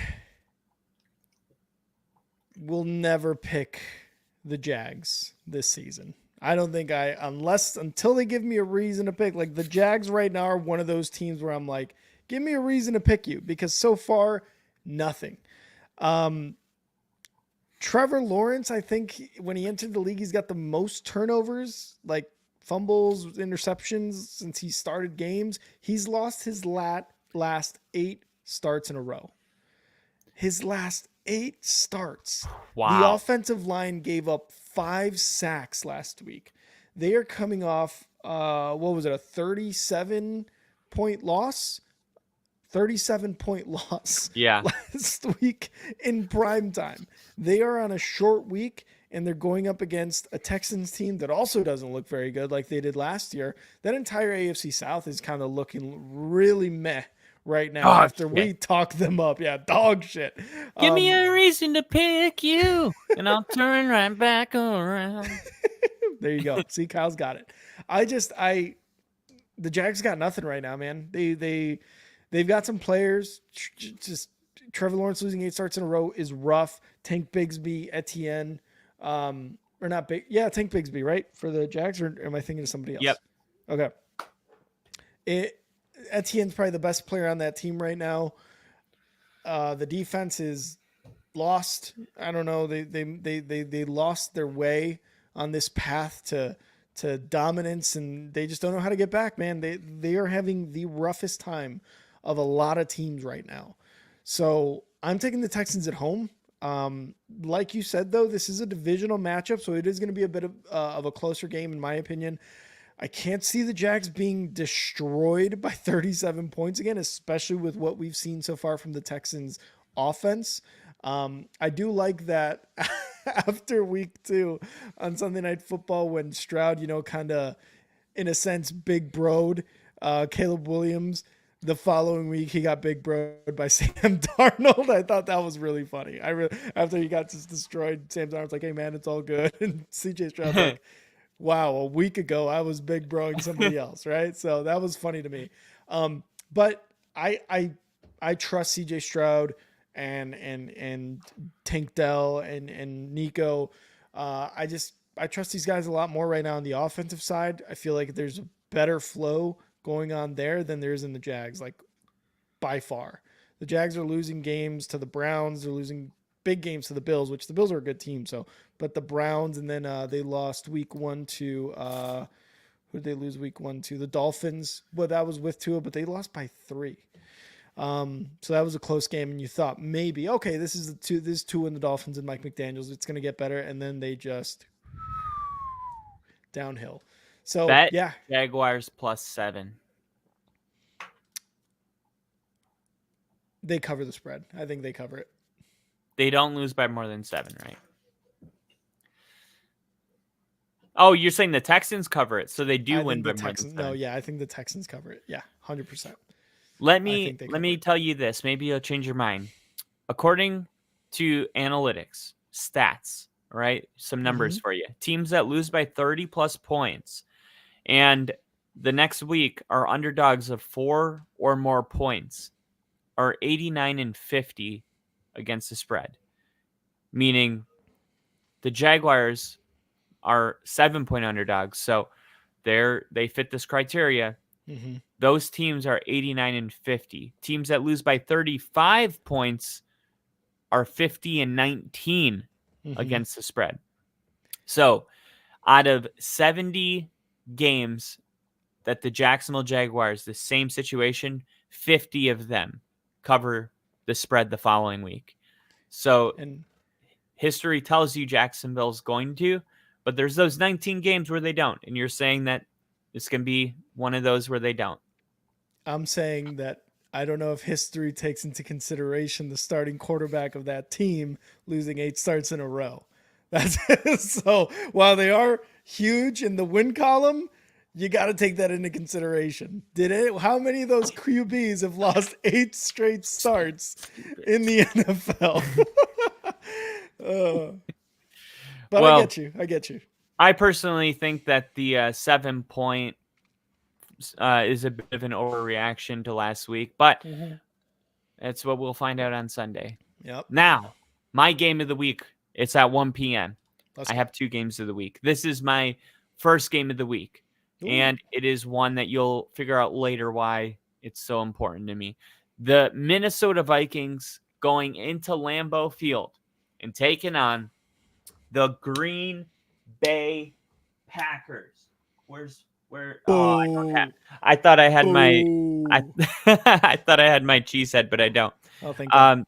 The Vikings, all right, they've been one of the best stories in the NFL during their surprise 3-0 start to the season, which includes wins over projected Super Bowl contenders, the 49ers and the Texans. On Sunday, they beat Houston by 27 points. Brian Flores' defense looks amazing. Yeah. Like maybe the best defense in the NFL. That sets up for a really intriguing spot for Minnesota as they travel into Green Bay to take on the Packers. This is kind of a critical division matchup early in the season. Jordan Love expected to return, and it's easy to forget just how dominant he was because Malik Willis has been winning. One way to really kind of appreciate your quarterback's value to the team is when he's gone and you lose, but when he's gone and you win, you're like, maybe we're just really good. Yeah, I mean, Malik Willis is holding down the fort, and you got to give him some credit.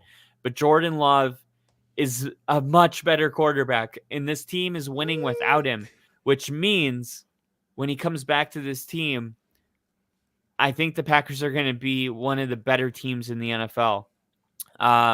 Love had 23 passing touchdowns to just 3 picks from week 11 and on last year.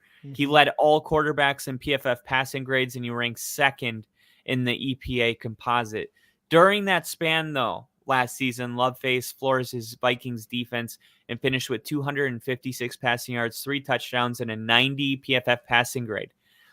The Vikings play the highest rate of 2 high safeties in the NFL, and they blitz more than any team. I think 55% of defensive snaps are blitzes last time I checked. Hate him. Right now, he blitzes the second highest rate in the NFL, and Love was the second highest graded passer in the league last year against the blitz, which is something that I noticed about him was when blitzes were coming, even when ideally the blitz was going to work and there was a free man coming in on Love, he was getting rid of the ball and putting it in the right spot. So Love has a really good ability of quickly seeing that there's a blitz and knowing where to go with the ball. And that is something that I think for me was one of those things where I was like, oh, okay, he's great. And it happened in the playoffs where a free man was coming and the ball was gone. So sure, the Vikings blitz a lot, but Love is really good at knowing where to go when that happens. Sam Darnold, best story in the NFL this season, hasn't been asked to do too much in this offense. He beat a bad Giants secondary in week 1. Sorry, Bill. And in the past 2 weeks, he's been blitzed only 20% rate. So he has been blitzed a ton. Darnold has a long career of faltering under pressure, and he has yet to prove that he can thrive outside the Kevin O'Connell offense. Now, the Packers defense against Sam Darnold, Jeff Hafley, they have been getting 3 turnovers per game, which is crazy. Insane. They already outdid their turnovers for all of last year in the first 3 weeks of the season. There's going to be an aggressive front seven coming after them. They're coming off an 8-sack outing against the Titans. So this is a different type of test for Sam Darnold. Xavier McKinney has been really integral for this defense. He's been getting interceptions on the back end. There's not really any corner in the league that can hang with Justin Jefferson, but Jair Alexander at least has a track record of doing a pretty good job at it. If you look at their previous matchups, where you can find a lot of those because it's a divisional rivalry. This should be one of the most fascinating matchups of the week for everybody. And I'm putting my faith in, I don't know. Because I feel like the Vikings are arguably maybe one of the, if not the best team in the NFL right now. They're up there. I mean, the numbers are proving that. And I feel like the story, I feel like it's just getting started for Sam Darnold and the Vikings. But Jordan Love is coming back. Oh, he found it. Jordan Love is coming back. Boo! And the Packers are going to dismantle the purple incarnation of Satan. They are going to beat the Minnesota Vikings and send Sam Darnold back to earth. The Green Bay Packers pick off Sam Darnold twice. The defense scores 1 touchdown, and Jordan Love throws 3 touchdown passes, and the Packers win 35-21. Woo. I'm taking the Packers at Lambeau. There's going to be 5 Lambeau leaps in this game. Boo. Boo this man. Go, Boo. Pat, go. Boo this man. Go, Pat, go. Straight to jail. This is definitely one of the premier matchups this week for sure in week 4. Don't you eat that cheese. You're gonna get a stomach rumblies. Don't eat that cheese. This is definitely one of the premier matchups, man. The defenses, it's really a tale of two defenses right now, and Sam Darnold on one side and what Malik Willis has been able to do on the other. But because of those defenses, I really do think it's going to be a running game. I don't think it's going to be that high scoring. I feel like you're saying 35-21. Like, I feel like it could either be that, it could be something 35-31, 35-28, or it's going to be like a 13-10 game, 13-7 game because of these defenses.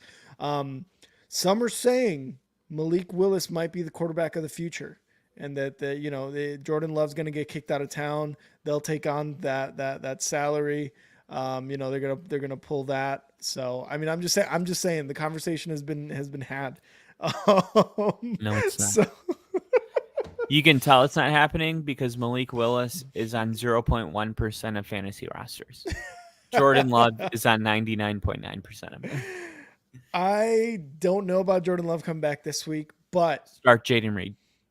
The only reason I don't think Jordan Love is coming back is because of what the Vikings defense has been able to do. You said it. They blitz at a crazy rate, and they have under Flores for the last couple of years. So they are putting quarterbacks under immense pressure all the time.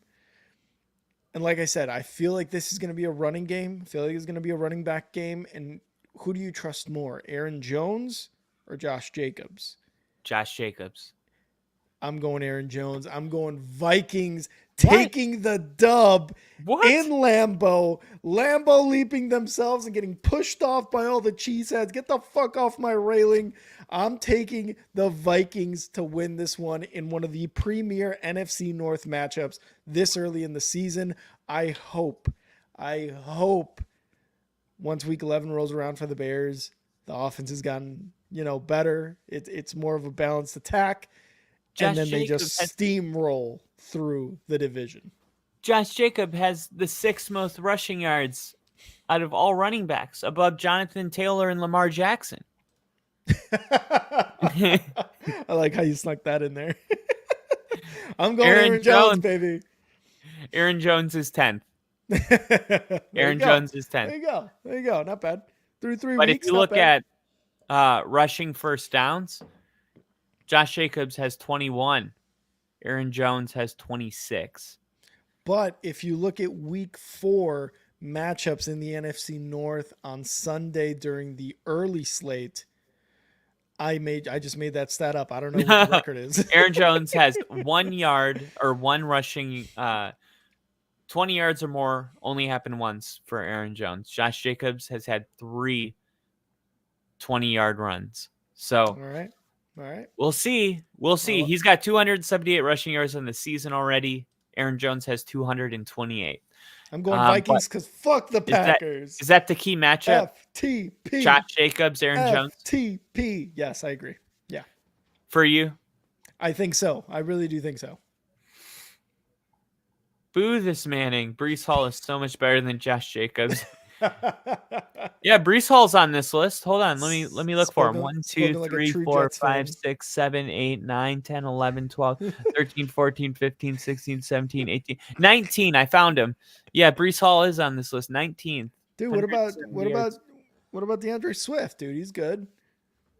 DeAndre Swift is not on this list. He's averaging 1.9 yards per carry. Yeah. Yeah. Definitely not on that list. Hasn't cracked the top 20. Sorry. No. Saquon Barkley's 1, Jordan Mason's 2, J.K. Dot. What are they going to do when Christian McCaffrey comes back? Are they just going to have this 2-headed monster? Like they always do? Yeah, absolutely. But what are they going to do? Because CMC is a 3-down back. So, like, when does Jordan Mason come in? Because, like, if you only bring him in once in a while, it's like a disservice to him. Should they trade him? Maybe they should trade him. That wouldn't be bad, but I don't know. Kyle Shanahan loves his running back duos. Does he? He does. He always has a good duo. Always. I can't think of one.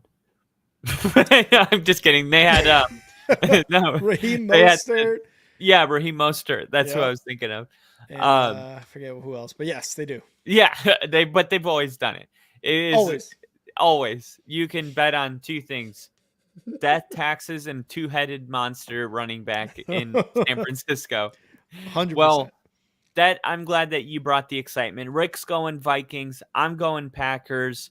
And now we move on to an undefeated team, the Pittsburgh Steelers, who are going to Indianapolis to take on another weak AFC South team. We are wondering kind of what the Steelers are. Defensively, we know that they're really good. It seems like Justin Fields is getting a little bit better, actually. The other games where you're like, yeah, the Justin Fields didn't lose the game, but last week he actually looked pretty good. The Steelers' 3 games so far have come against these quarterbacks: Kirk Cousins, Bo Nix, and Justin Herbert. So you can only play the opponents on your schedule. So I'm not going to knock the Steelers for not playing really tough games. Kirk Cousins, first game off an Achilles. Bo Nix, second start ever. Justin Herbert left the game. But the Steelers won those games. Indianapolis, they have suffered through a roller coaster from Anthony Richardson, and sometimes he has a throw where you're like, wow, and then sometimes he misses a wide open running back that is right next to him. So very much a ride. Bronco fans know all about rides. And the Steelers or the Colts are on one themselves. I'm still a big believer in his talent long term, but it's been frustrating to watch for Colts fans. However, the Colts can lean on Jonathan Taylor in this game. They got an offensive line that ranks as the best in the NFL right now in both pass and rush blocking. Mike Tomlin's just 30-40 against the spread as a road favorite in his career. Mike Tomlin has the best record in the NFL as a road underdog. He's 41-28. So Mike Tomlin, when he's an underdog, it's almost an automatic bet. But now that the Steelers are a favorite, I'm taking the Colts. I'm taking the Colts to win this game. And I feel really good about it. There's a lot of games this week where I'm like, I have no idea. This one, I feel really good about the Colts getting this one. I'm going to have to disagree. I like the vibes going on in Pittsburgh. I like Mike Tomlin. He does this on purpose. No, I actually don't. I don't. No, I'm But kidding. sometimes I do. I I like what's going on, man. The defense is so much better. The Colts defense is still struggling. Doesn't have DeForest Buckner. You talked about You Anthony missed Justin Richardson. Fields. Yeah. Justin Fields is actually looking decent now with an actual coaching staff and a solid actual franchise. So he actually looks pretty damn good. The Colts, Anthony Richardson has problems, like legitimate problems passing the ball. Unfortunately, they're kind of banking with Anthony Richardson right now to be their quarterback of the future. And he has shown so far through 3 weeks of football this year, like nothing that should inspire any confidence, because the Bears should have won last week. And Anthony Richardson was the reason that they should have won, because he was just going interception, incompletions, fucking 7 yards down flat. It was a rough game for Anthony Richardson. This defense of the Steelers is going to eat him up, dude. It's I think it's inevitable. I think it's inevitable that the Steelers get a defensive touchdown against Anthony Richardson in this game, even in Indianapolis. I'm going Steelers. I'm going Steelers, and it's that defense that wins them the game. All right, so Rick, back-to-back games where he is wrong. We got the Tennessee Titans versus the Miami Dolphins. Just kidding. We're not going to go to that game yet. We are going to go to our Sunday night football game. Are you ready, Rick? Let's do it. Wait, we still got one late slate game. All right. The Raiders. Didn't want to have to talk about them, but Rick caught on.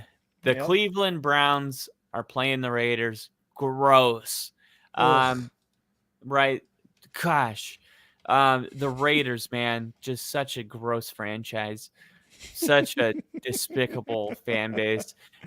Love it. Fuck the Raiders. I'm kidding. Fuck the Raiders. The Raiders suffered an embarrassing home loss last week against the Panthers, and they were not prepared for their opponent, or Andy Dalton's really good. We're going to find out this week. Cleveland ranks last in early down success rates. So what does that mean?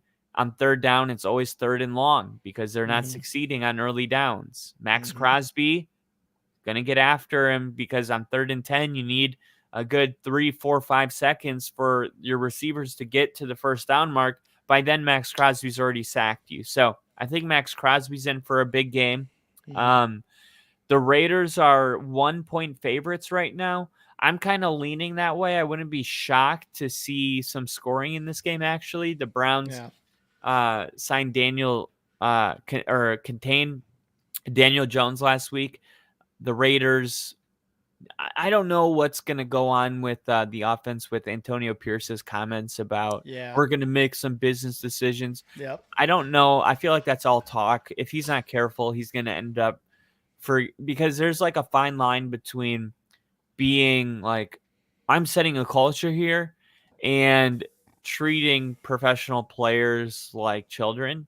And only the great coaches know how to, I guess, navigate those tricky waters because there is a balance there. If he's talking about Devontae Adams, he should just forget about it because Devontae Adams is all class. He's one of the best receivers in the game. And whatever it is that he's mad about, your team is better with him on the field. Don't be like the guy you replaced and push out your star people like Josh McDaniels did. So I don't know what he meant by that. I wish he would have bit his tongue on that comment, to be honest. But we'll see. Is Devontae Adams going to be held out of this game? Like, are there going to be some snaps that he's not in for to send a message? If so, this could go south very quickly for the Raiders. Yeah. But I think if the Raiders just pretend that comment didn't happen, they should be able to get this win at home. Yeah, I'm also taking the Raiders on this one at home against the Browns, a shitty Browns team right now. I was going to say maybe the defense for the Browns causes a lot of problems for either Gardner Minshew or Aiden O'Connell. I have zero confidence in whatever quarterback they go with, the Raiders. But there's something about AP saying that I understand what you're saying. Like these are grown men. These guys are making millions of dollars. It's not a college team. It's not a high school team. This isn't the type of shit you say really out there. But he felt the need to say it in front of, during that press conference. And Devontae Adams was like, I don't know about that. I mean, we're out here, we're trying, or maybe I forget what Devontae's comments actually were, but they were kind of opposite of what Yeah. Antonio Pierce said. Think of did you see Receiver on Netflix? No.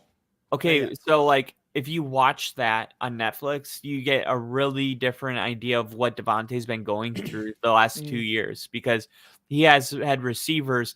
He literally says he was like, I'm gonna fucking die out here. He's on the sideline mic'd up and they show all this stuff that NFL would never show. It's really interesting. But he's like, dude, he's like, they're throwing me balls that Aaron Rodgers, he was like, Aaron would never throw me these type of balls. Like he is throwing me passes just to get clobbered. Jimmy Garoppolo was like Devontae Adams has constantly been like saying all the right things at the podium, but he has had every reason to be like, I'm requesting a trade. I'm out. He does. You guys are going to literally destroy my legacy. This is legacy on the line. And I have money. I want to win. And I just feel like, okay, you're mad at Devontae Adams, but he has bit his tongue for years for your ass. I don't know if he was specifically talking about Devontae Adams. There was a cornerback that a lot of Twitter or X little video watchers were saying that it was, I forget his name, Jack. His last name is Jack, and that he was trying. Yeah, I think Jack Mehoff. Yeah, 100%. That's the guy. He wasn't there on tackles. He had zero effort during certain plays. But these were like 2-3 plays that I saw the video from. They may be talking about him. I don't know about Devontae Adams. Devontae Adams was just saying, "Hey, I don't agree with what my head coach said." At least from what I gathered from his comments to the media, that's kind of what I got from him. And I agree. Like Devontae Adams is absolutely should request a trade, but because he is a professional, he's like, I got to stick with my team. I wanted to trade from the Packers because they weren't paying me. Somebody paid me. I'm going to play out my contract like he did in Green Bay. But, there's that fine line. Like you said, like he can complain because he's a damn good wide receiver. With that being said, there's something I liked about it. There's something that I respected about that from Antonio Pierce as the head coach, because yes, these guys are professionals or grown men, but when it comes to a certain time where you do have to hold them accountable if they're not holding themselves accountable, maybe that's what Antonio Pierce was doing. Like, hey, I saw a lot of lackluster effort out there. I'm going to call you guys out. Let's see how you guys respond. For me, I think they're going to respond against the Browns at home. They get this dub.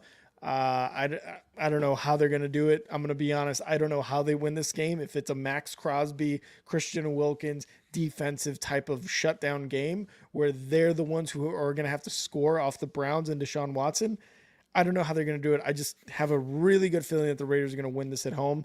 The Browns, Deshaun Watson looks like shit. He stinks at football right now, and he has stunk at football. He was hurt last season, obviously, but I really don't see him getting any better the rest of this season, and I think the Raiders defense is going to take advantage of that and get the dub here at home. So I'm going Raiders as well on this one. All right, and Sunday Night Football, we got the Buffalo Bills taking on the Baltimore Ravens. The Ravens are definitely the best 1 and 2 team in the NFL right now. Some people have them in their top 5 in the power rankings behind the Bills and the Chiefs. This is potentially an AFC Championship preview, and it'll be the first big road test for Buffalo, who's 3-0 right now. Josh Allen's had an electric start to the season. We saw what we saw on Monday. Baltimore's defense has had some deficiency. They lose Mike McDonald, and their defense right now ranks 24th in pass defense. And the Bills are kind of moving towards a run-heavy approach on early downs under Joe Brady, and Allen can probably exploit a lot of the holes in the secondary for the Ravens. The Ravens have the personnel to exploit a Bills defense, though, missing linebackers Matt Molino and Terrell Bernard, as well as their slot corner, Taron Johnson. There's going to be probably a heavy dose of 12 and 13 personnel for Buffalo. Derrick Henry getting another heavy workload. A lot of trends suggest that the Raiders are the right side here. I'm taking Buffalo. I'm taking Buffalo to get this win on the road. it's crazy because the Ravens are 1-2, and it's like they have to win. Buffalo's due for a loss, but I'm going to go with Buffalo just from what I've seen. Baltimore, their defense, it's not the same as it was last year, and I trust Josh Allen to pick it apart. After all, he is the MVP of the year this year. Yeah, dude. I'm also going Buffalo. The Ravens over these last 3 games are letting up a shit ton of points in the second half, and the Bills are scoring a stupid amount of points in general. I think I was looking at their last 3 games. They're averaging 34 points per game right now. They're averaging 34 points per game. And you couple that again with the fact that the Ravens are letting up a lot in the second half, and sometimes their defense is just not holding in the fourth quarter. There's something about that fourth quarter that the Ravens defense is just kind of letting the game go away. Or in the case of last week with Dallas, they barely got away with that win. But man, Derrick Henry, oh God, he looks so good right now with the Ravens team. He looks really good behind that offensive line. The Bills are going to have a very difficult time stopping Derrick Henry. The biggest thing I think to stop Derrick Henry though is stopping him in the backfield before he can actually get going. There was I heard somebody say like when Derrick Henry goes less than a yard or two without contact, he's gone. He's getting 8-10 yards. But when you hit him the first 1 to 2 yards, somewhere around that, he's going to get maybe those 2 yards, maybe a third. Either way, you're going to stop him from getting any more than those 3-ish yards or whatever. So I think that's the biggest key to success here, because Lamar Jackson, yes, he's dynamic. He's going to run the ball. He's going to get it to Zay Flowers. He's going to get it to his receivers and tight ends. But the way Buffalo's defense has been playing, they've been able to shut down a couple of good quarterbacks. So while I don't love the defense on the Buffalo side, the offense with Josh Allen, it's just like you said, he's MVP caliber. They are scoring a ton of points. And Bill saying Josh Allen's looking like Superman. I totally agree with this. I'm taking the Bills in Baltimore to take this dub because I just love this offense. This is a high-powered offense. Somehow without Stephon Diggs chirping in Josh Allen's ear, he's throwing it, he's slinging it, and they're getting way more points without Stephon Diggs than with Stephon Diggs. Yeah, and what's crazy is Lamar Jackson is 23-7 as a favorite of 3 or less points. So he wins 76% of these games. And he's 14-7 in primetime games. And 6-1 in the past 7. Ooh. So the numbers are leaning Ravens here, but we're all going with Buffalo. We'll see how that works out. And then we have another doubleheader for Monday night. We got the Titans and the Dolphins and the Seahawks and the Lions. Rick, the Buffalo Bills just dominated the Jaguars. Which one of these games is most likely to end in a blowout? Oh, God. I honestly, neither. Both of these games, the Seahawks Lions is going to be a close game. The Titans and Dolphins. You have to pick. Think about it. Who would have thought Jaguars Bills was going to be a blowout before? I think the spread was like 2.5. Yeah, I mean, I don't know. The Jags looked bad 2 weeks, but everybody thought the third week it was going to be a little bit better. You're right. I don't think anybody predicted that type of a blowout by 37 points. No. The thing is, with this doubleheader, it's like Titans at Dolphins, Dolphins without Tua, and Titans with Levis, and whatever the fuck is going on there in his head is going to be a snoozer. I have a feeling it's going to be a snoozer. Manning cast is taking that one? No, mayonnaise. Just mayonnaise. That's all that's going on in his head. Just mayonnaise. Like, I have zero expectations for this game. I think Levis, though, last year against the Dolphins, that was kind of his coming out party, right? Where he threw 4 touchdowns against the Dolphins, where we were like, what the hell just happened? This was one of those critical games that the Dolphins lost towards the end of the season, where they were like, they needed every win to win the division, and instead the Bills came out with the dub. So I don't know, man. I thought last week was going to be Levis being like, you know what? My coach called me out. I'm going to do well. None of that happened. I'm gonna pick. I mean, if I was able to bet, I'd bet for him to throw another pick in this game because that's just what he's very, very good at so far. But I feel like both of these are going to be very close games. But in this case, for the Titans and Dolphins, it's going to be kind of a close game where it's like 9-6, 9-7 type of close versus the Seahawks and Lions. That one's going to be a very good game. Well, the Dolphins offense is ranked 30th in yards per play. It's unlikely that it's going to get much better against Titans defense. That's 7th right now in success rate. The Titans ranked 31st, though, in offensive EPA per play. So it's difficult to see Levis having much success against Miami's talented secondary. Yeah. I do think Calvin Ridley could have a good game because you got Jalen Ram. No, last week he had 1 catch. Oh, I'm But thinking the week before that. Yeah, week 2. He had a good game. Miami's run defense has been better than expected, ranking 12th. Tennessee has just 6 explosive runs all season, so that's not really an edge for anyone. This game I think is going to be a low scoring game. You said 6-9. I'm gonna go 3-6. Oh my God. How disgusting is it that we are like predicting single digits for each team? What is the over on this? Like 20.5? Like what is the over on this game? It's gotta be bad. Oh yeah, it's not good. Let me see. 33? See really quick. Dolphins, Titans. 35? Over under. Right now it's at 37. Oh, I was close. I said 33, 35. Okay. So yeah, really low. But I'm gonna go with the Titans here. I think the Titans are in better shape right now. I don't trust Skylar Thompson at all. I trust Will Levis more, and Will Levis beat the Dolphins in Miami on primetime in his debut, and he threw 4 touchdown passes. So I think there's something with a young quarterback where you kind of cling to anything that gives you an edge. And I think this kind of happening already gives Will Levis a confidence edge, and I think he rides that into the game and looks really comfortable. And it's one of those games where we're like, that's why we can't give up on him because he does this. I think he has one of those games. And I was kidding about the 3-6. I think this game's more, I think it's more like 21, maybe like 27-10. Oh my God! Wow, you're giving the Titans a lot of points here.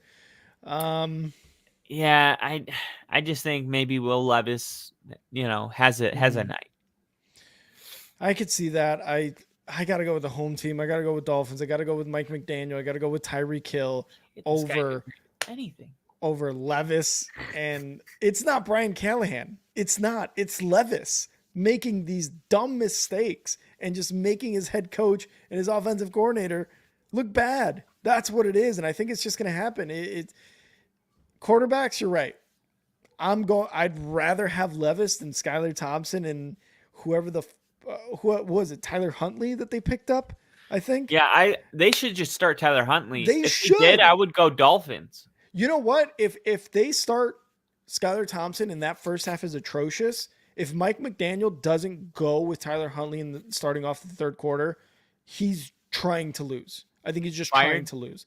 I don't know about fired. I still think he's built up enough for the rest of the season at minimum. No, but he's not fired. He just signed that long-term deal. Yeah.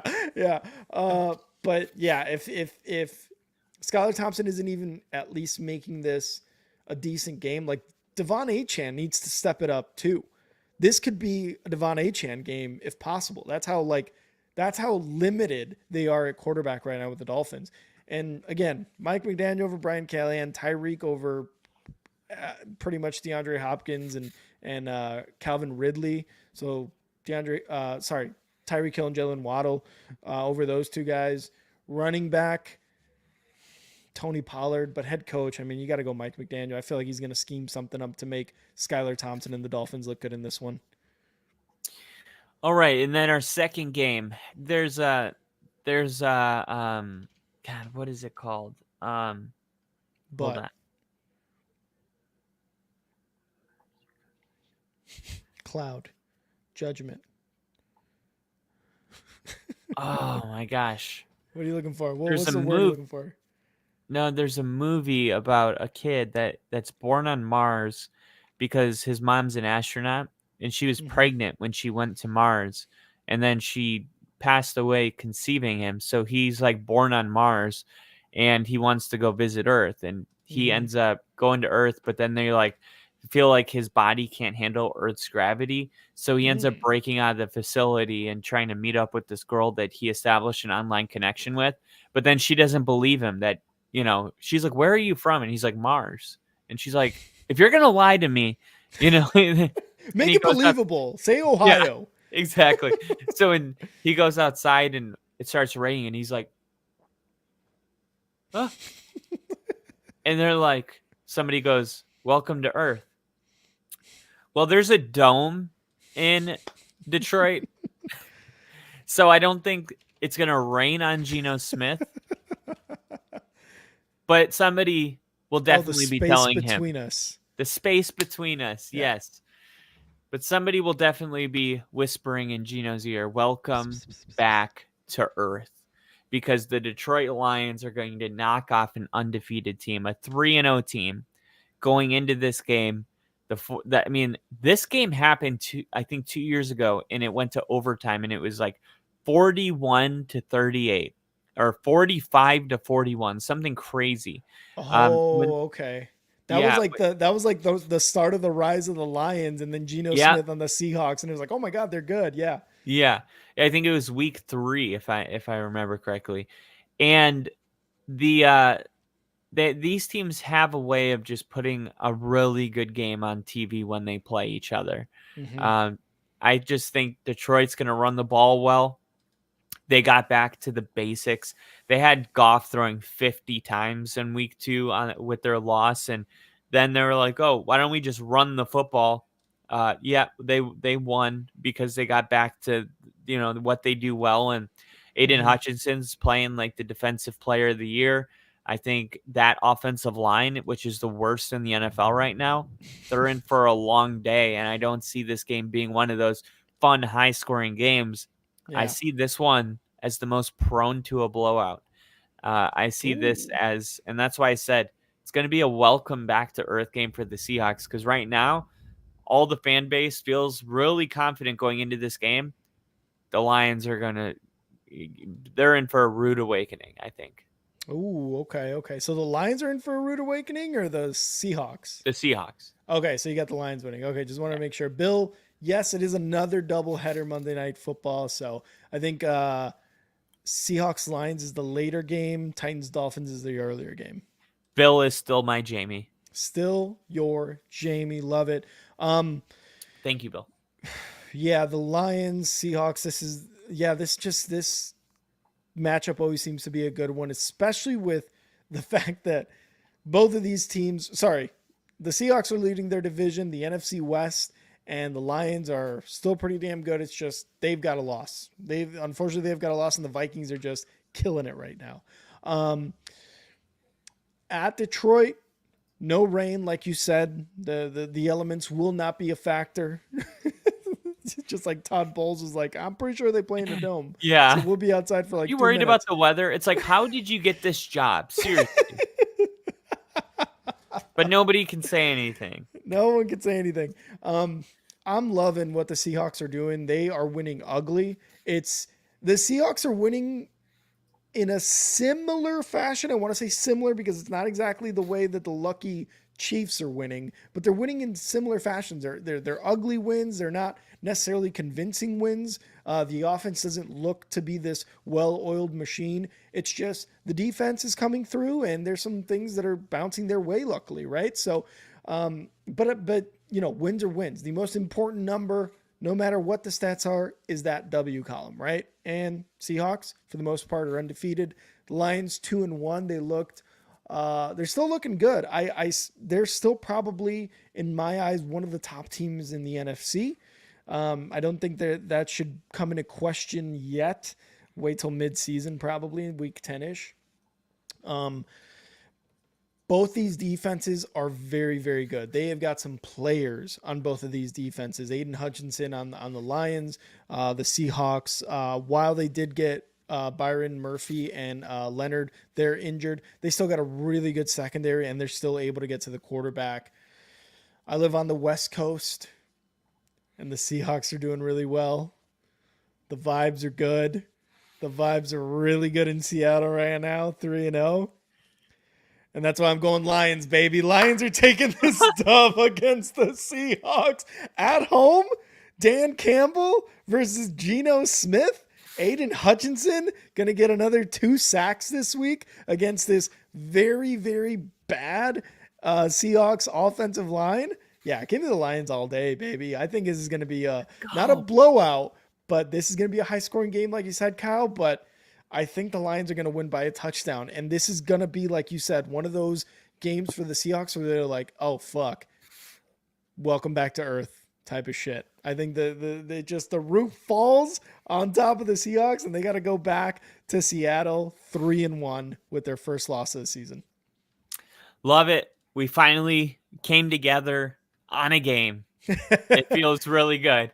What do you mean? We agreed on the Bills, the Chiefs, the Raiders, the Niners. Oh my God. Yeah, he loves that I brought up the Raiders first. That's why he loves that I brought up the Raiders win first. 3 awesome channels casting on a Wednesday night. What's going on this season? Let's go. We're one of them, damn it. We're one of them. KC Lions win on the road. No. They are in Detroit, KC. So they're going to take that dub at home. But just like Kyle said, it's going to be one of those games where while Seattle has been doing pretty damn well, I just think the Lions are a better team. They're much better on all phases than the Seahawks. And we agreed on the Giants. You're right, Bill. We did agree on the Giants. We did. We agreed on the Giants for Billio. For Billio. Kyle, I think it's time. Is it time? For the motherfucking. For the motherfucking. Top 5, no debating. Top 5. Top 5. Kyle? Top 5. Yes. Our favorite, our most contentious segment on this show is our top 5. We're going to give you the top 5 teams that Kyle and I believe are worthy this season so far through 3 weeks. Kyle, I think you went first last time, so I will start this time. We're going to go from 5 to 1 back to back. All right. So for me, through 3 weeks of football, going into week 4, my number 5 team, my top 5 is the Detroit Lions. The Detroit Lions, they got 1 loss. They're still one of the top teams in the NFC. I think this week 4, they're going to go 3-1. We just talked about that Monday Night Football. They're going to show the world again on prime time that they were in the NFC Championship game last year, and they're going to continue to be one of the cream of the crop of the NFC. I'm going Lions, number 5. All right. At number 5 on my list, I got the Green Bay Packers. I got the Packers. Trash. 3 takeaways, 3 straight games, looking like one of the best defenses in the NFL, winning all their games besides the Eagles game week 1. Mm-hmm. Jordan Love's coming back onto this team. I feel like I'm on the right side of the trajectory. I think the Packers only move up from here probably. Okay. All right. I respect it. At number 4 for me, the offense looks so good on this team. I'm going New York Jets with Aaron Rodgers there. It's finally looking like it's all coming together for Salah. He's probably like, thank the gods that this is finally the team that I wanted to coach and what I expected to coach. Even with Zach Wilson, right? Even with Zach Wilson, this is what he expected. But instead, he got Aaron Rodgers.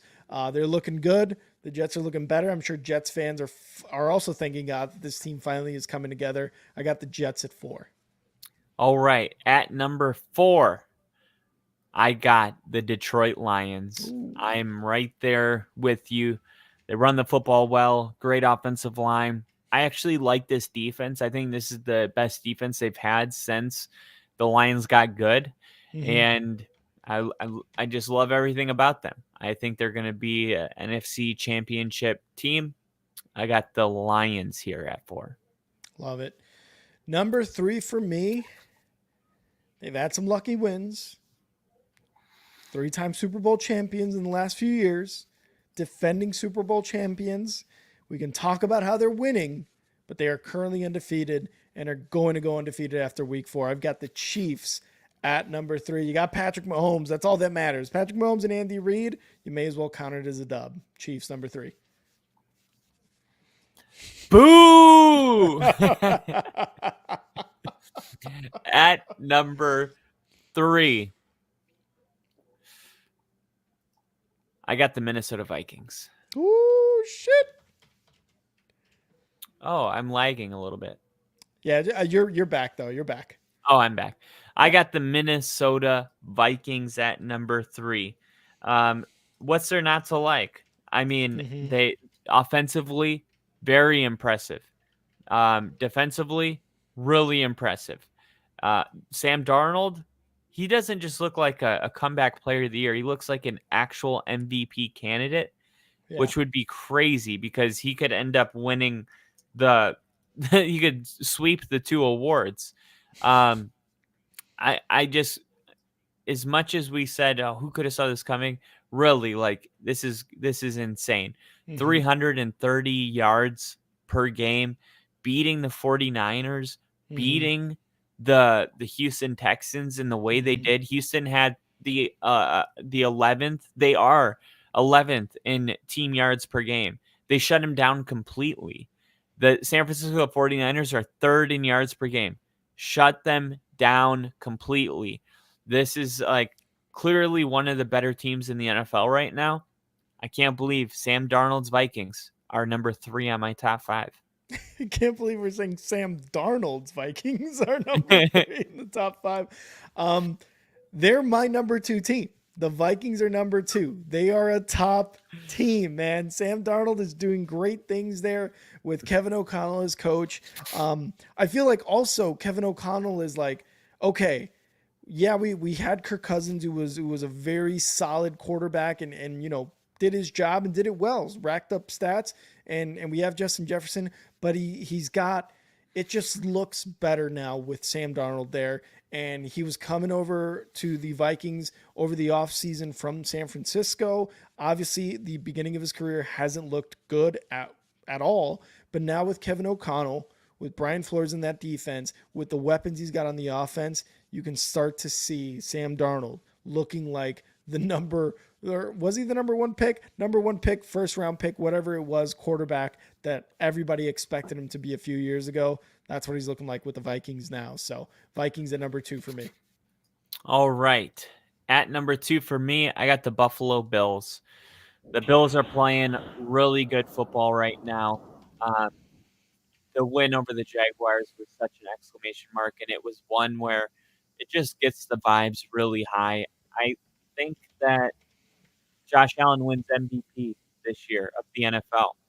Ooh. And whenever if you go back and just take whoever wins MVP from every year, they were probably 1 or 2 on the power rankings for 90% of the year. So I think Buffalo can get comfortable at this spot. I think they'll be here for most of the season. They might dip a little bit now and then, but I'm sure they'll climb their way back up. Love it. Love it. All right. Our number 1s. I'm going to say mine first, and Kyle, you immediately say yours after. Okay.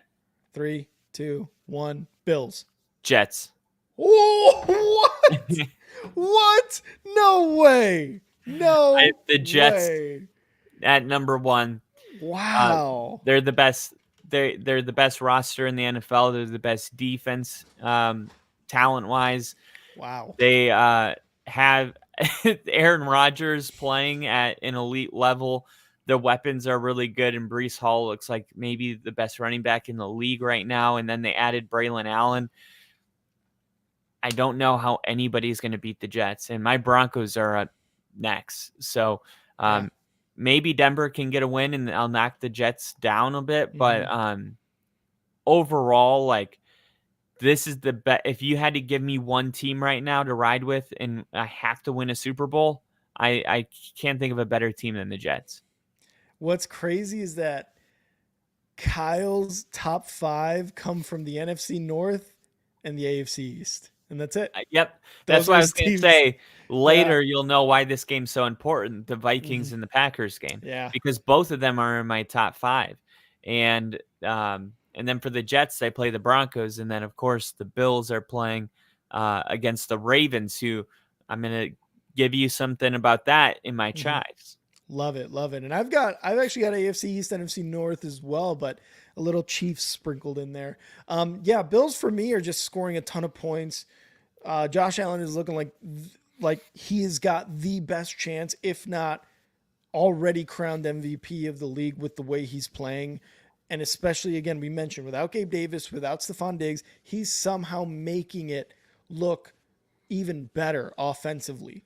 So he's doing a lot with what a lot of us expected to be a little, but he's making it look like a very, very good offense. And that's why I got the Bills at number 1. They're scoring a shit ton of points, man. They're going to be up there, I think, at the end of the season, like most points scored, most points for the offenses.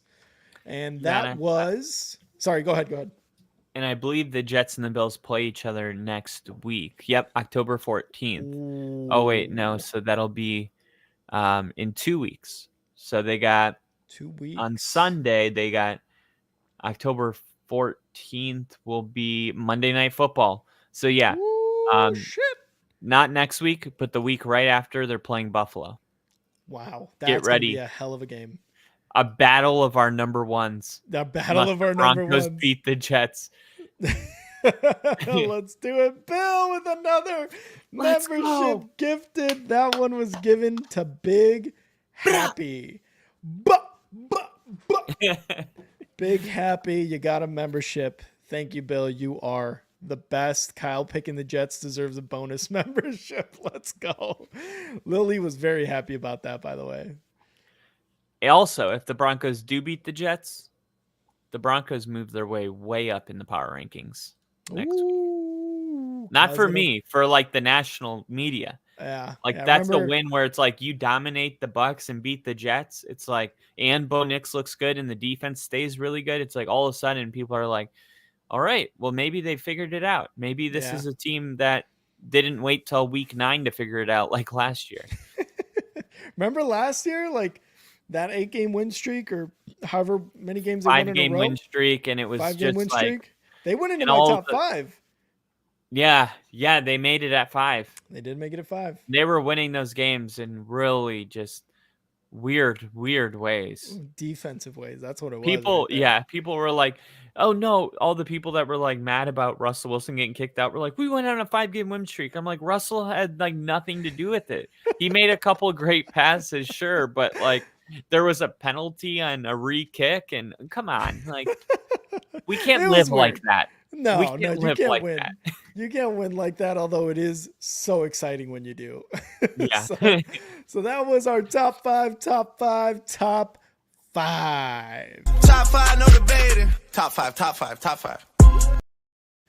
All right, Kyle. We were going to do this yesterday. We ran a little long, but we got some more time today. We're going to do contenders or pretenders.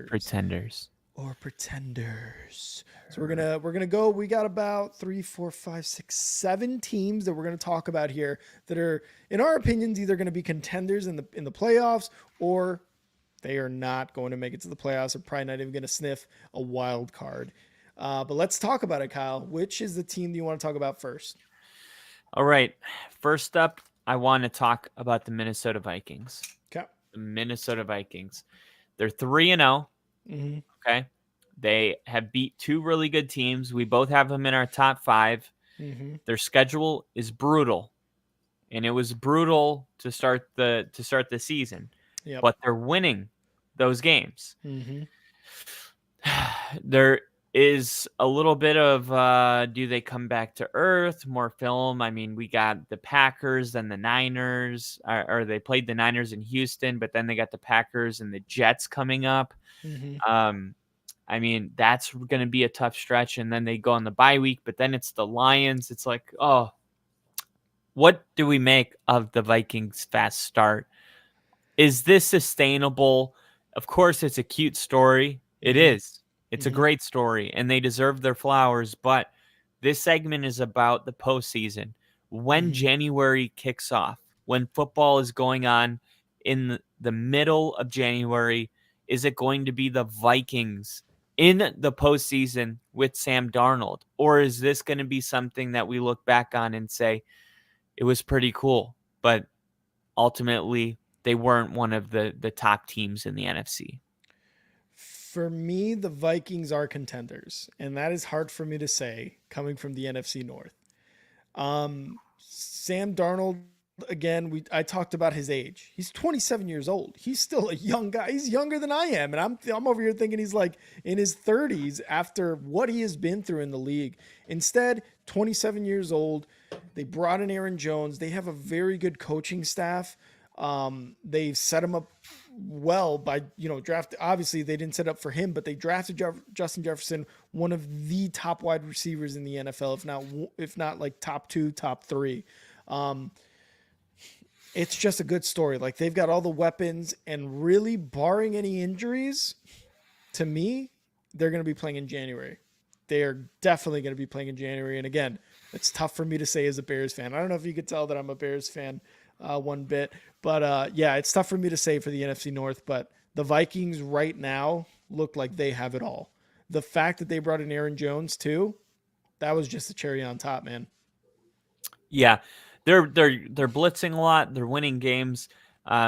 Here's like a come back to earth stat. Cincinnati actually is giving up the same amount of yards per game as Minnesota right now, 310.7 yards. Wow. Defensively, they're middle of the pack. That's 15th. When you look at yards per game on offense, Minnesota's not top 5. They're not top 10. They're 12th. They're actually behind Houston, and they have 329. So like, they're winning, and it's amazing, but they don't have a top 5 offense or defense in yards. So we'll see if they can hold, or if this is going to be a long distant memory. Mm-hmm. Next, we got the Pittsburgh Steelers. They're undefeated. Offensively, not good. 289 yards per game. That's less than the Broncos, who just figured out how to use their offense last week. They only average, 13 more yards than the Jaguars, who have had no offense this season. Chicago's 30th, and they're right next to them. So I'm looking at the Steelers, and I'm like, okay, they're winning this game because of opponents and defense. For me, I'm going to go with pretender. Now, when I say pretender, I mean they're not a real threat to take the AFC. They're going to probably have a winning season. If you start 3-0, I could see them going 500 for the rest of the season. I could see them, they don't even have to go 500. They could go whatever it would be, 6-8 to finish the season, and they would have a winning record. So yeah, I'm still going to say pretender, because I don't see them finishing with double-digit wins. Yeah, I'm also going to go pretender here. The Bengals and the Browns are not looking good right now, so that's really an advantage to the Steelers in terms of placing in the division. Undefeated, great start for them in regards to those two other teams. They still have the Ravens there. The Ravens still a very capable playoff team. I'm going to go pretenders with the Steelers because, yes, Justin Fields has finally looked better as a quarterback just this past week. I've had Justin Fields on my team. I think I know who he is after 2 years of him as my quarterback. I don't know if he's going to be able to sustain it. I just know that defense in Pittsburgh is phenomenal and has been phenomenal for as long as the Steelers have been an organization. So I think they're going to win a lot of close games that way with their defense. And Justin Fields is probably just going to continue to be, not in a bad way, but a game manager, right? And he's still going to have some games like he did last week, where he's throwing for over 250 yards and a couple touchdowns and actually rushing for one too. I just think that eventually the competition is going to catch up to them. They may not be as good. I just, again, with Tomlin there, I can't see them going worse than 9-7 either, or 9-8. I'm sorry, 9-8 either. So like you said, they can go 6-8 the rest of the way, still have that winning record, and possibly sneak in with a wild card. I just like last year, I just don't think they're going to be that much of a threat going into the playoffs if they make it. So pretender for me. All right. And then our last undefeated team is the Seattle Seahawks. And the Seahawks right now, bad offensive line. They're throwing 1 interception per game. There's only 10 teams in the NFL, or 11 teams, that are averaging 1 or more interceptions per game. And Seattle's one of them because of that offensive line.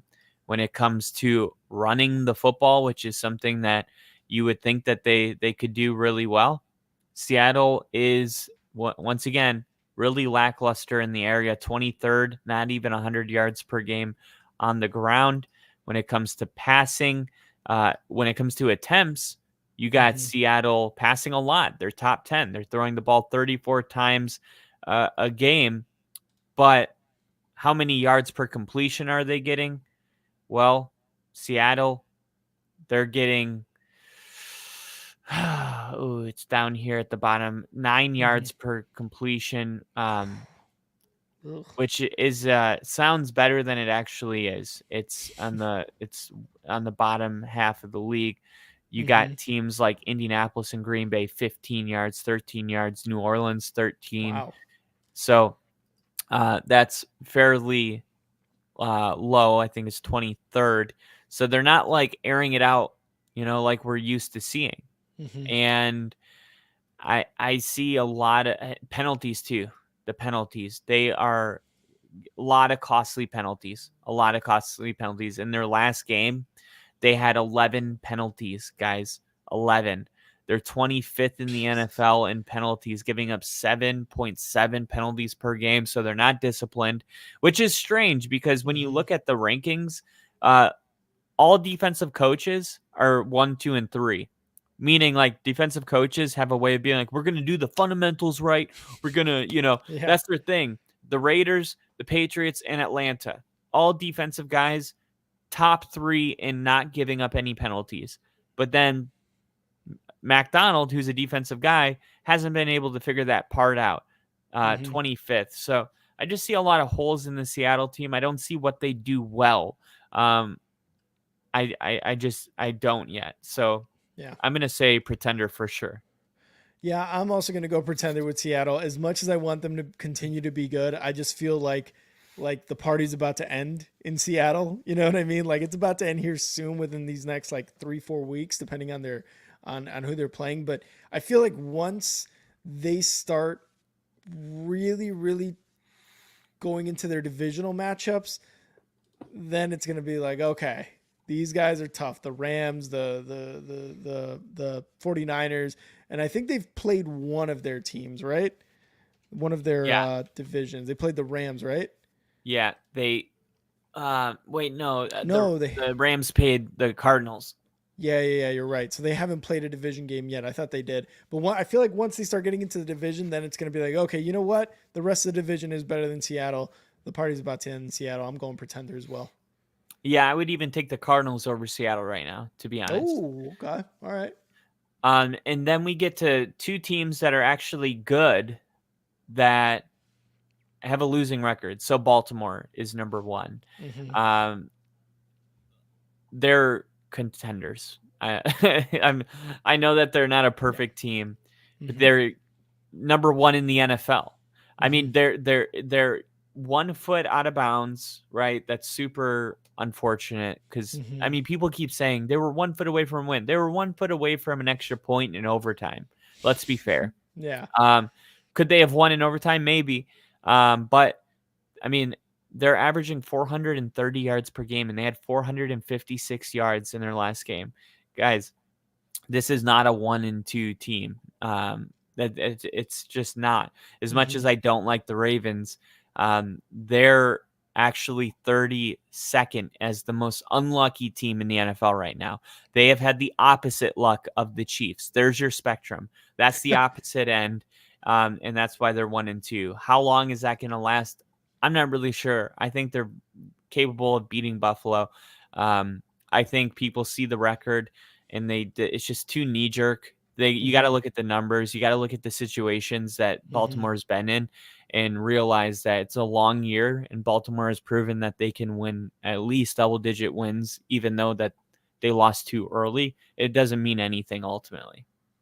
Yeah, they're contenders. They have been with Lamar Jackson ever since he's been a starting quarterback with them. Their defense is good. It's just, again, later in games they're starting to crumble a bit, and that's where I feel like John Harbaugh's got to really be like, kind of how you were saying, hey, let's stick to the fundamentals. Let's stop them here, how we have been for the first 3 quarters, if not just the first half. Let's start doing that.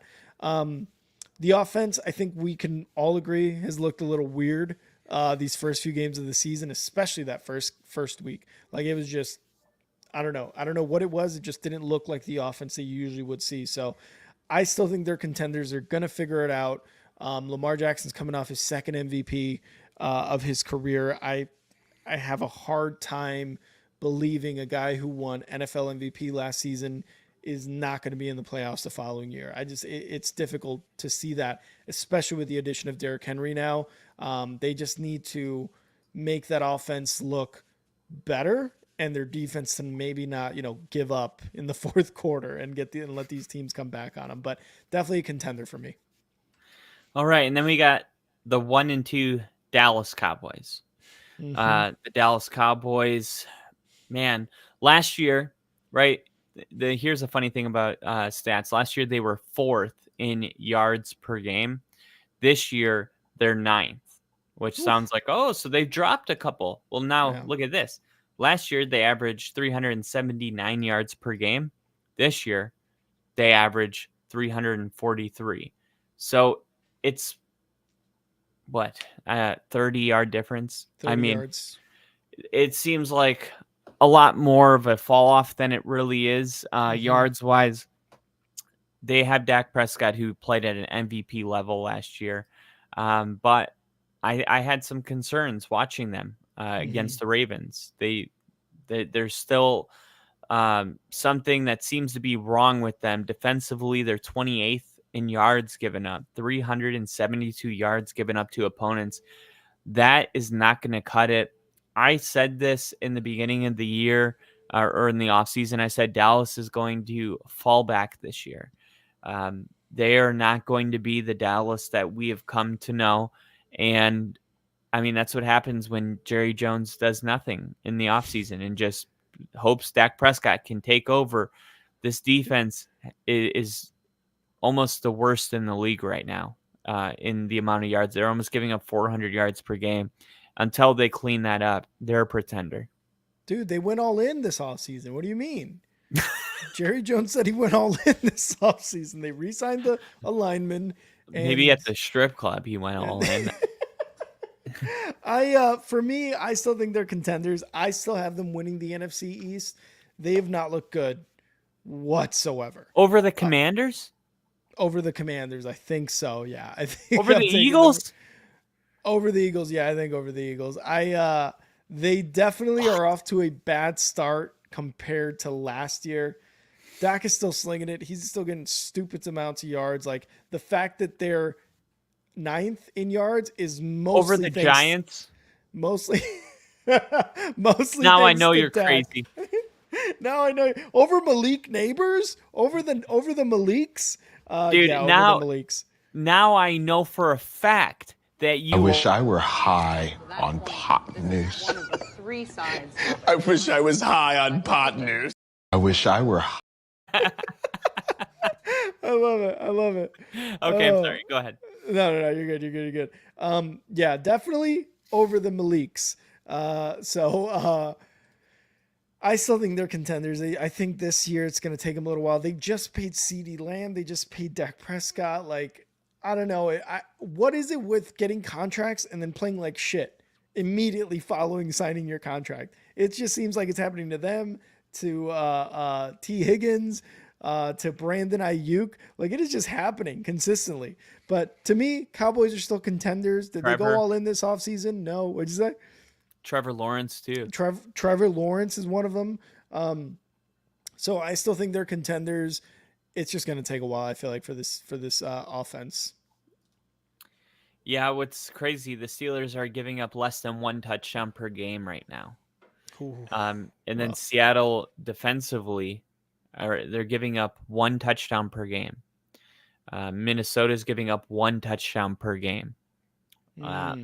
These defenses, these teams that we have talked about, contenders or pretenders, Pittsburgh, Seattle, Minnesota, and the Chargers are the last team, right? They're all kind of in this conversation, and all four of them have the same thing in common. They're the top four teams in giving up one touchdown per game. Wow. They're the only teams that have do it. So guess what, man? If you're giving up 7 points per game, you're going to win those games. Yeah. You're going to win all of them. Your offense, most likely, even the worst offenses, average more than 7 points per game. So it's kind of weird because on one way you're like, well, that's not sustainable.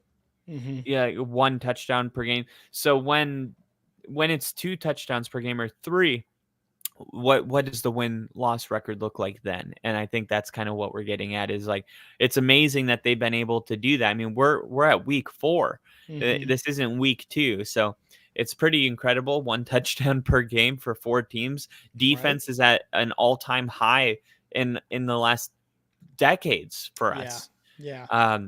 And there's some teams that are definitely benefiting from that, but with offense being down, it's like, I don't see this continuing. For sure. Kyle, is it time for the motherfucking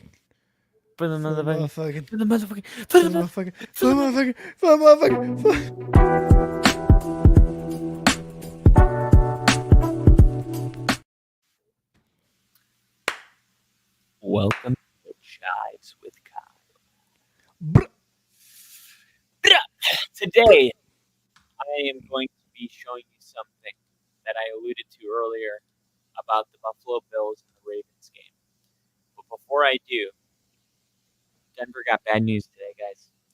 Our leading tackler for the last couple of years, Alex Singleton, out for the year with a torn ACL. It sucks. Bad chives. But why I brought it up was because I was like, so he tore his ACL at practice in Virginia. And they're like, no. And I'm like, okay, when did he do it? Oh, no. Guys, he did it in the first quarter. No. Which means Alex Singleton savage played through the entire game. And Patrick Surtain, who was actually interviewed today by the press, said that even the defense didn't know he was injured. So wow. Alex Singleton, we heard about like Kobe playing through. Dude, this is football. Like running around, making hits, torn ACL, and he played 3 quarters on a torn ACL and played great. Played great. So I feel like if maybe there'll be a documentary about this one day. I've never heard of it in my life. And I mean, it is like a new level, but it's definitely a tough loss. So that made sense because before that, an hour before they released that news, Denver made a signing. And I was like, well, that doesn't make sense. Why would they make this signing? Because they added a linebacker to their practice squad.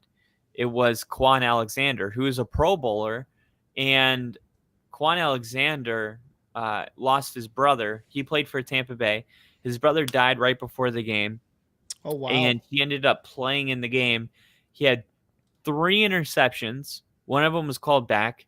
A strip sack from Julio Jones. He had the game of his life, and he was like, "My brother is out there with me on the field." And he said he's never had a game like that since. But it's just like a crazy story. So Denver signs him to the practice squad. He was a Pro Bowler, and then an hour later we hear about Alex Singleton. So I think he's expected to make the jump to start at linebacker for us. Wow. But we still got Cody Barton who signed my nipple. So Prove it. we're Instagram friends now. Hey, love to hear it. Love to hear it. Damn, But, that's crazy about Singleton just playing the rest of the game with a torn Achilles. Jesus. Dude, I Or couldn't. ACL? ACL. ACL, sorry, yeah. Crazy. Yeah. Even crazier. Go ahead. No, go ahead. I was going to say, even crazier is this chives by Bill. Cam Newton said about Eli Manning's Hall of Fame nomination, if he gets a gold jacket before me, I deserve 2 of them. And he calls him an ass hat because he always wears those stupid hats. That's ridiculous. Between them, Mm. Eli Manning is getting a gold jacket because of his Super Bowls. Cam Newton won't because of his Super Bowl. Exactly. And that guy right there is the reason that Cam Newton was never the same. Yep. Von Miller destroyed that man's career, which is not something I'm like, no, it is. I'm proud of it. The thing is like, if it's like in a Lawrence Taylor, Joe Theismann way, that's bad. But in the way Von Miller did it, that's the good way of ruining someone's career. It was like you were so dominant that you just like they were never the same. Like you took all of their confidence in one game with 2 strip sacks, and you saw that where he wouldn't jump on the ball. Like, you're not a Hall of Famer, bro. I'm sorry. Yeah, but you were a hell of a talent. One of the most gifted quarterbacks in NFL history by far. But not a Hall of Famer. There's a lot of gifted players that aren't Hall of Famers, so you're on that list. But the final thing is Baltimore and Buffalo's playing. And I said this earlier. Everyone's going with Buffalo, but look at this. Baltimore is averaging a league high 430 yards per game. Buffalo 329 yards. Baltimore's averaging 100 more yards per game through than Buffalo. So as much as we're all on Buffalo, Baltimore had 456 yards last week. They're averaging 430. It's unheard of. 430 yards per game. Last year, the number 1 team in the NFL was the Niners, and they didn't even have 400 yards per game. So Baltimore is doing something that we haven't seen in years as far as the yards that they're putting together per game. Kansas City in 2022, that crazy good year, they had 400 yards per game. In 2021, that crazy year, they had 407 yards per game. Like, they're 430 yards per game. It's crazy. I don't know how far back I would have to go to find anything close to it. Probably the 2013 Broncos, to be honest. Actually, I have it right here. 2013 Broncos averaged 454. So yeah, called it.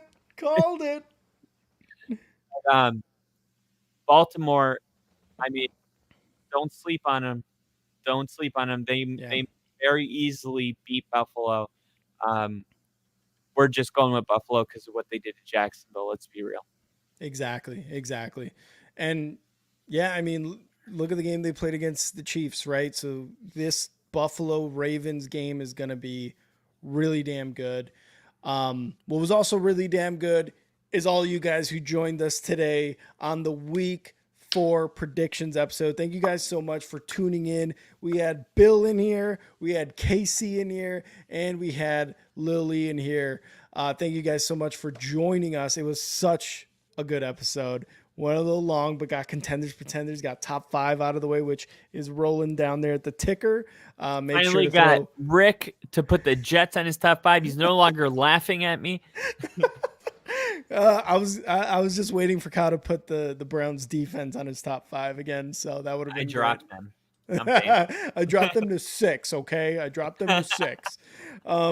But thank you guys so much for joining us. Go follow us on X at and now Rick. Kyle, how about you? You can follow me at NFL with Kyle. And go follow the Only Football Podcast at Only Football Pod on X.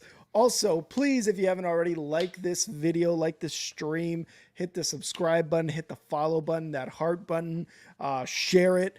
That would be awesome. Share it to your coworkers, your friends, your family, people on the street.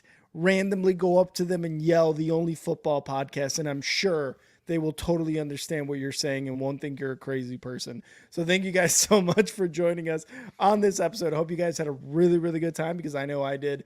Go follow our YouTube pages as well at Yo, I'm Rick for me, and Kyle is doing great Denver stuff. Where can they follow you on YouTube? Kyle Kitzman, KYLEKITZMAN, right there at the bottom left of the screen. Go ahead. Look it up. Do it. Click it. Do it. Go ahead. Do it. Just click it. Colin Coward always starts his podcast, and I think I was like, I bet he knows something because, you know, he's like famous. I bet he knows something about the algorithm that we don't. I think the first 5 seconds of your YouTube video is what the algorithm picks up on the most, because he always goes like this: welcome to the official YouTube channel. I'm like, why is he saying it like that? And if you go to the comments, it's always like, so happy I found this YouTube channel. Colin Coward's also a fucking weirdo sometimes. Bill, we might get shirts. We will probably get shirts soon. I feel like he would like sniff your girlfriend's panties if nobody was in the room, and just be like, "What? Everyone does it. I everyone does it, right? I mean, we all act like we don't, but everyone does it. It's like, women's no, panties are awesome. we don't do that, dude." They smell And then so he would good. turn it into a metaphor, right? He'd be. I It's was like, driving stop, Colin. down the street, and it occurred to me when I turned on Dildo Avenue. that Oh, shit. everybody hits the brakes sometimes. Aaron Rodgers is hitting the brakes. Dude, he is the biggest Aaron Rodgers hater. Literally every single episode is about Aaron Rodgers being a distraction, being a menace. He's voted the most annoying player, terrible at football, past this prime. I'm just like, Aaron Rodgers lives in his head so hard. Just lives in there. For free, too. Rent free. Rent fucking free. All right, guys. Well, thank you guys so much for joining us. Hopefully you guys enjoyed Kyle's Colin Coward rambling there. But please hit that like button on the video. Subscribe, follow, all that good stuff. And Kyle, always a good time, bro. Always a good. See